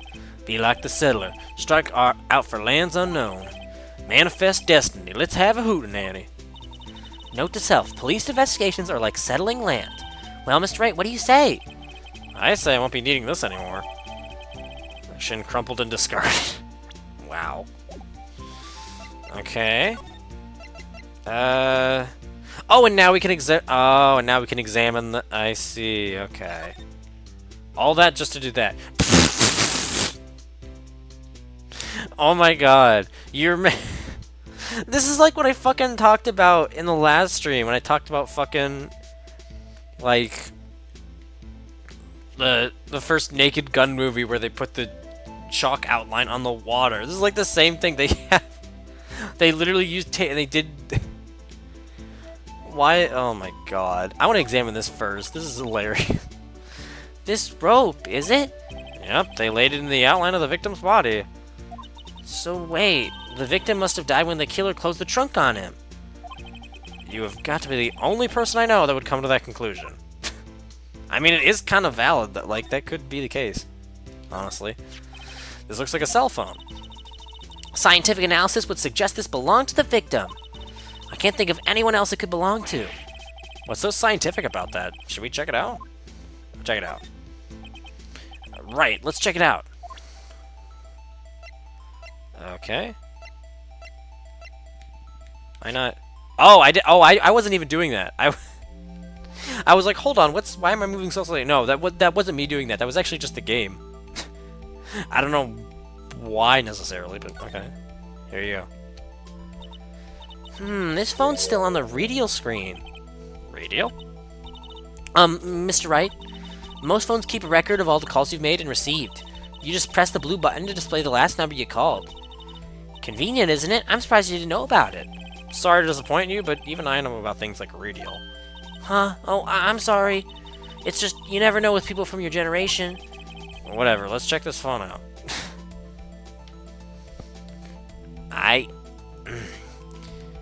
Well, is there anything... Okay, now the phone is open, so then... There we go. This thingy. Now to see who the owner of this phone called last. Note to self, a defense attorney doesn't think first, he just pushes the button. Let's see. Hey, that song, Hey, that song, I know that. Hey, that song, I know that. There we go. Hey, what's going on over here? Sorry. I see you, partner. You pressed redial on that there phone, didn't you? Well, yeah. Whose phone is this anyway? Was it on the ground over there? Whose is it? That belongs to Chief Prospector Sky. What? It's my sister's? She apparently dropped it when she was taken into custody, right after the crime. Look, the last call was made right when the murder occurred. Looks like she was fixing to call someone. Except she only spoke for a few seconds, according to this. Who did she call? No idea. Sorry, partner. Now I got a question for you, partner. I heard a phone ring just now, one of those newfangled ringtones. Oh, that? Oh. I'm sorry, that was my phone. What? Your phone? Yeah, it's kind of strange, but someone called me right as we picked up the other phone, a wrong number. I hope you're not lying. Then they'd shoot for you for that in Texas, partner. That's a pretty good alibi. Uh-oh, I've incited the wrath of the Lone Star Patrolman. Last call made at 5:18 on the day of the... Wait, 5:18. Oh, so it would have been 3 minutes after the... Oh, okay. Examine. A block. This area is reserved for prosecutors. Or, no, a block, though. Not just a block. Defense attorneys are relegated to B block. I dream of the day when I will be able to park my car here. I'll go over to B block to buy my hamburgers from you, Mr. Wright. I'm not planning on giving up my job that soon. This swanky looking car. Look at this thing. This looks cool. This appears to be the car where the body was found. It looks like the lock on the trunk is busted. Okay. We already read that. Quite a luxury car. It just screams, I have money to burn. Yeah, prosecutors get the big bucks. Anything else? What about this one? B block is through there. That's where visitors park. I can see the Lunchland car over there, far in the distance. Hey, you're right. I like the cute design on the door. I can see a cartoon cow munching down on a juicy-looking steak. Doesn't that strike you as a little creepy? Just don't think too deeply about it and you'll be fine. Well, is that everything in this? I guess it is. Ooh, you know what we can do, though, now? Now we can bring that phone to the detention center, bring it to no one, because it's not... Never mind, okay. I was going to bring it to Lana, I guess not. Ooh, the victim. I can talk to him now. Officer Marshall, could you tell us more about the victim? Good men always die young. Remember that, partner. Could you be a little more specific? Bruce Goodman, he was a detective, right? Well, aren't you a feisty doggy there now? Detective Goodman was stabbed here at 5:15. Smiling Madonna told me the tale. I think he means the witness, Miss Angel Starr. One stabbed to the chest, fine piece of work. This here's the autopsy report.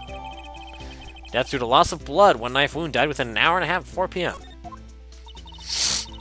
Was my sister involved with the victim in any way? Funny you should mention that, Bambina. Chief Prospector Sky and Detective Goodman had nothing in common at all. Nothing in common? They apparently worked together on a case a few years back. So there's no motive. Goodman wasn't a particularly gifted detective.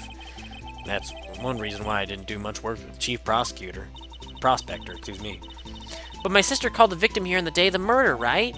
Here to this parking lot? So it seems, like calling an unarmed man to a shootout at high noon. Marshall. I don't mean any offense, but Officer Marshall, you're a patrolman, right? Not a detective? You calling me out? They shoot you for that in Texas. Huh? I was one of them fancy shoe detectives till 2 years ago, to tell you the truth. Oh, really? Now he tells me. But you're a patrolman now, so how can you be in charge of a crime scene? Nothing gets by you, does it, Bambina? So why are you in charge? No reason. We're just short on hands right now. I'm keeping an eye out in the meantime. That's odd, though. Detective Gumshoe was saying he had nothing to do. Nothing important, at least. He's nothing but a sad old cow dog that can't find his tail. Maybe it's because he runs with that Edgeworth, eh? Edgeworth? That cow dog's been kicked out of this cattle run by order of the chief of police. Just he don't realize it yet. Detective Gumshoe kicked out of the investigation? Honest guy. So there's no good connection between Detective Goodman and my sister. That's correct, but there's a gold mine of evidence against her. And the prospector tomorrow is none other than Edgeworth himself. I'm afraid your sister's fate is decided, Bambina. Many condolences. Officer Marshall! Yeah, Bambina? How could you say that? You and my sister, you were... Is there something between this cop and her sister that I don't know about? I apologize, Bambina. Something must have gotten to me. Maybe it's that dry wind that's blowing through the prospector's office. Dry wind or ill will. Something's up to something here, but oh. Office atmosphere. Suspicions about Mr. Edgeworth have been flying around for nearly 2 years now. Forged evidence and arranging testimonies, I mean. He was unbeatable because he did whatever it took to win. Unbeatable, that is, until he met you. But rumors are just rumors, aren't they? These are prosecutors we're talking about. Evidence is everything to them. If you follow the rumors about Edward to their source, you'll find one person. But they're off limits. Untouchable, you might say. One person? Oh. Hate to say this, but it's your sister Bambina, Chief Prospector Atlanta Sky. What, my sister? Edgeworth couldn't rustle all those cattle by himself. Some people load their guns with bullets. Some people load them with deals. What, you're saying Edgeworth was making deals to win trials? Where there's gunshots, there's bound to be bullets. That's what the old-timers say. There's a big old secret hidden around here somewhere. Everyone knows it. Is that why Detective Gumshoe was taken off the case? Did they target him because he was closest to Edgeworth? That is really interesting. I am honestly getting kind of invested in this chapter so far. Although I am not quite sure what we're supposed to do at this point. Yeah, we just got that. Okay. Nothing else we can talk about here. Now is she here? No. Huh. Oh, we can... That doesn't work, though. No. You know, ooh, maybe we can present this to... Yeah, let's try doing that. Never mind. Name of deceased, Bruce Goodman, 36 male. Also blood from chest wound. Was caught by 4 minutes knife. A single stab wound was found. Ooh! 4.5-inch knife. Well, how about the same here? Well, it doesn't really say, but maybe we can move to something like High Prosecutor's off. Oh, he's not here anymore. Damn it! Why do they just up and leave so often in this game, I swear. How about the phone? Nope. Another fucker.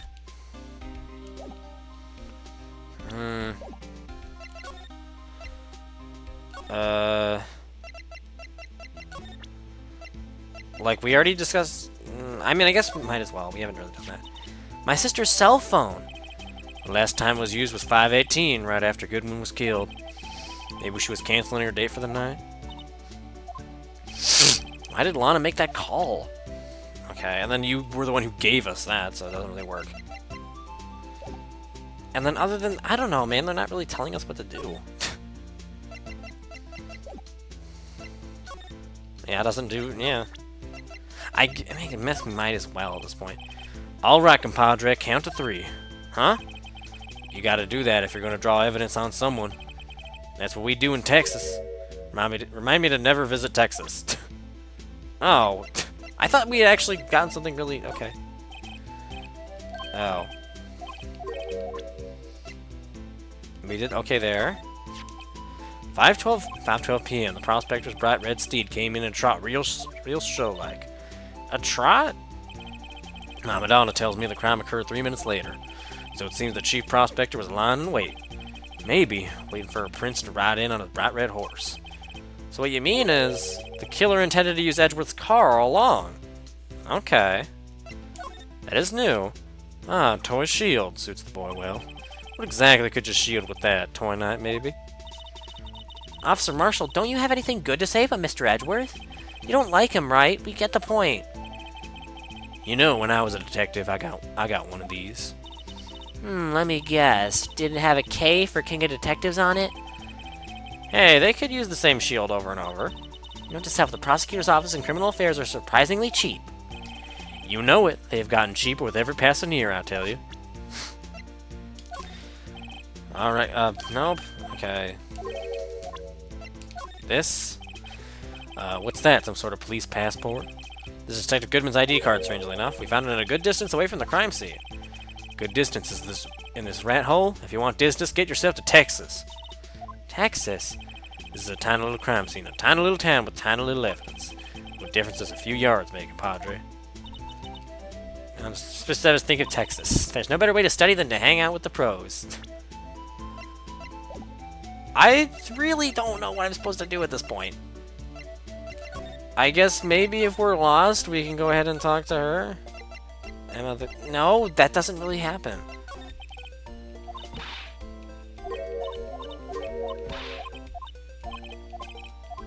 What you know me at? Yeah? I honestly don't know. I mean, that might be a good time to wrap it up, but also I feel... I don't know, though. It feels unright just, like, just showing up here not really doing anything.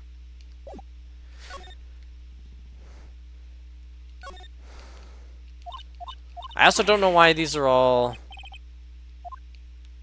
I guess he's not in the room anymore, so that's why these are all not, like, checked. But yeah, I think these are... Yeah, I'm noticing these are, like, slightly new descriptions. I mean, I might as well.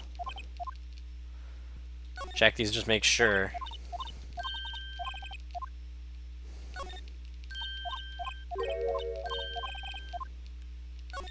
This. Yeah. Hold on, I want to actually reread that. Lose him in a tight spot. Red Knight's surrounded the pawn. Edges, check the poor pawn. Going to surround the king. Yeah, that's what I thought. Okay, that didn't really help, though. What do I do? I honestly don't know. I examined everything, didn't I? Pretty sure.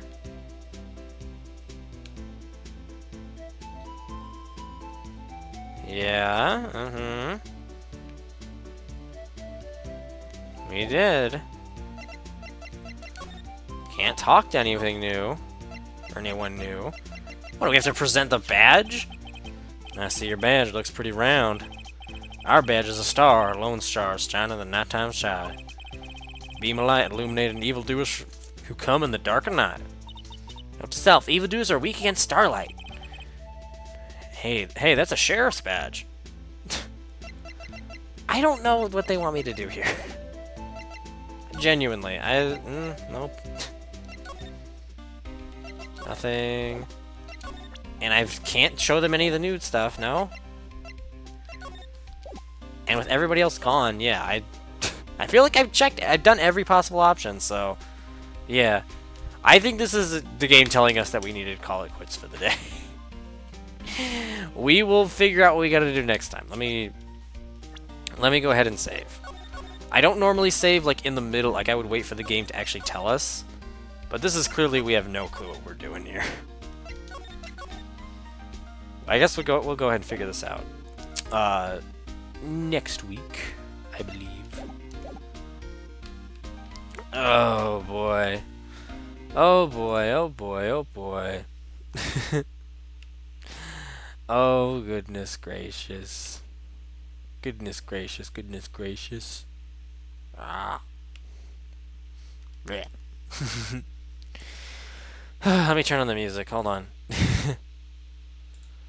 We're all good. There, come on. Yeah. There we go. There we go. That's what I'm talking about. That's what I'm talking about.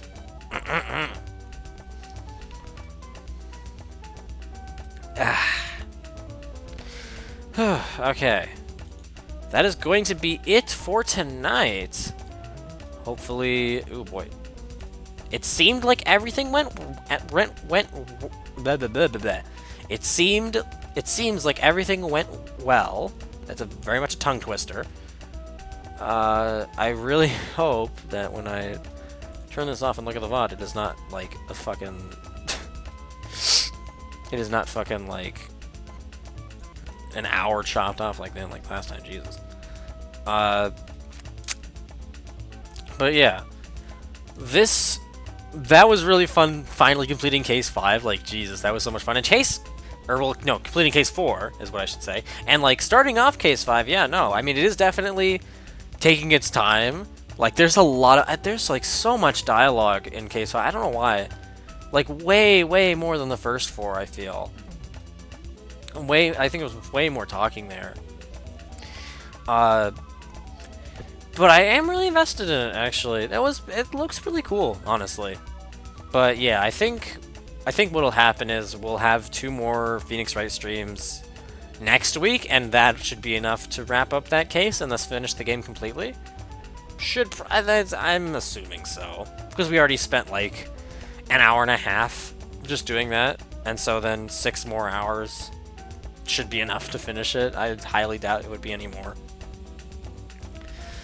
So, yeah. I should also turn the fucking game off, which is a little bit hard to do with myself. There we go.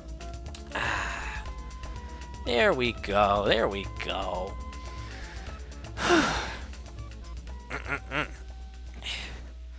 So, the schedule for the rest of the week. I'm gonna bring myself down there. There we are. There we are. Come on. Very much overdoing this, but whatever the frick. The schedule for the rest of the week. Tomorrow is going to be a one-off stream because tomorrow will be leading into Trans Day of Visibility, so I wanted to do something special for that. I guess I might add, I mean, to be honest, it's not like anything like particularly flashy or special, so I guess I might as well just go ahead and say what it is. We're just gonna have a chill, just vibing and gaming stream. We're gonna be playing some Celeste for obvious reasons. I mean, it's the most like obvious choice, but like I don't know, I freaking like Celeste, and you know what? I haven't actually played Celeste in a very long time. Like the last time I played it was like years ago when I played it for the very first time. So yeah. What the heck? That should be a pretty, like, chill, just, like, casual stream, not, like, anything too serious. That'll be a nice change of pace, honestly. Then Tuesday is going to be the April Fool's stream. And I have an idea. I have an idea for that, honestly. Which, again, won't necessarily be the most, like, elaborate thing ever. But I don't know. I think it's a kooky little thing that I... that I have actually been wanting to do for a while now. I think this is like a good time to do it. Then Thursday should probably be Bug Fables, and then yeah, so like for the rest of the week it'll just be our normal schedule of like Thursday Bug Fables, Friday Ace Attorney, and then Saturday Bug Fables, Sunday Ace Attorney. Probably.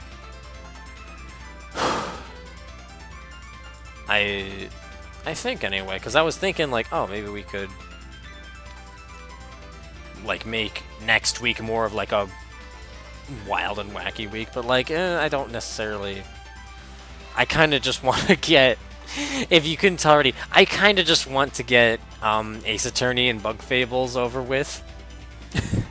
Just because we've been playing those for like quite some time at this point. Like not necessarily in terms of like the number of streams, but like in terms of like just how long. And I'm kind of just like ready to move on to other things, to be honest. So I kind of just want to like get at least Ace Attorney done by next week, so then that way we can actually open up the poll gates once again and we can get started on something else. So yeah, I think that'll be it. So for the foreseeable future, yeah, that's what it'll be. Who are we rating right now? Who are we rating? Let's see. Okay. Cool. That's cool. Let's try finding someone new. We're playing Pocopia, of course. That is like honestly, if I'm surprised at like how well that game took out. Oh, criminal defense. Oh, you know what? Okay. You know what? What the heck? Let's go ahead. I was gonna like try finding someone we've never raided before, but let's go ahead and raid. Let's go ahead and raid Maddie. Let's go ahead and raid Maddie, the magical girl. Yeah. Because they're ironically playing not like specifically Phoenix Wright, but what appears to be some kind of like Phoenix Wright inspired like indie game. Definitely. So I think that's definitely, we should take advantage of that opportunity. So yeah, they're playing Of the Devil. Yeah. Let's go ahead and do that. Let's go ahead and raid them. And then I'll wrap things up. Bada boom. Here we go. Turn down the music. And 3, 2, 1. And we are off to see the wizard. This section has been altered from its original format. It has been edited for Yes. time. Yeah. You fool! You asked about her hyperfixation. Here we go. Yo, Here we welcome go. to BHM 100. How are you? Yeah, that's what I'm talking about. Hello. Which this should be. How was your stream? What were you streaming? Yeah, there we go.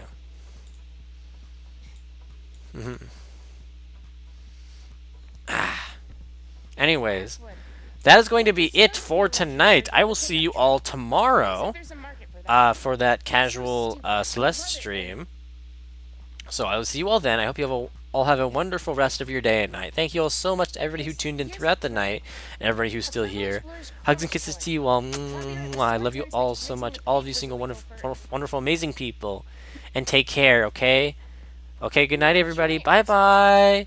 Bye-bye. Bye-bye. Bye-bye. Bye-bye. Bye-bye. Bye-bye. Bye-bye. Also, I guess I should give a raid intro. For those of you who don't already know me,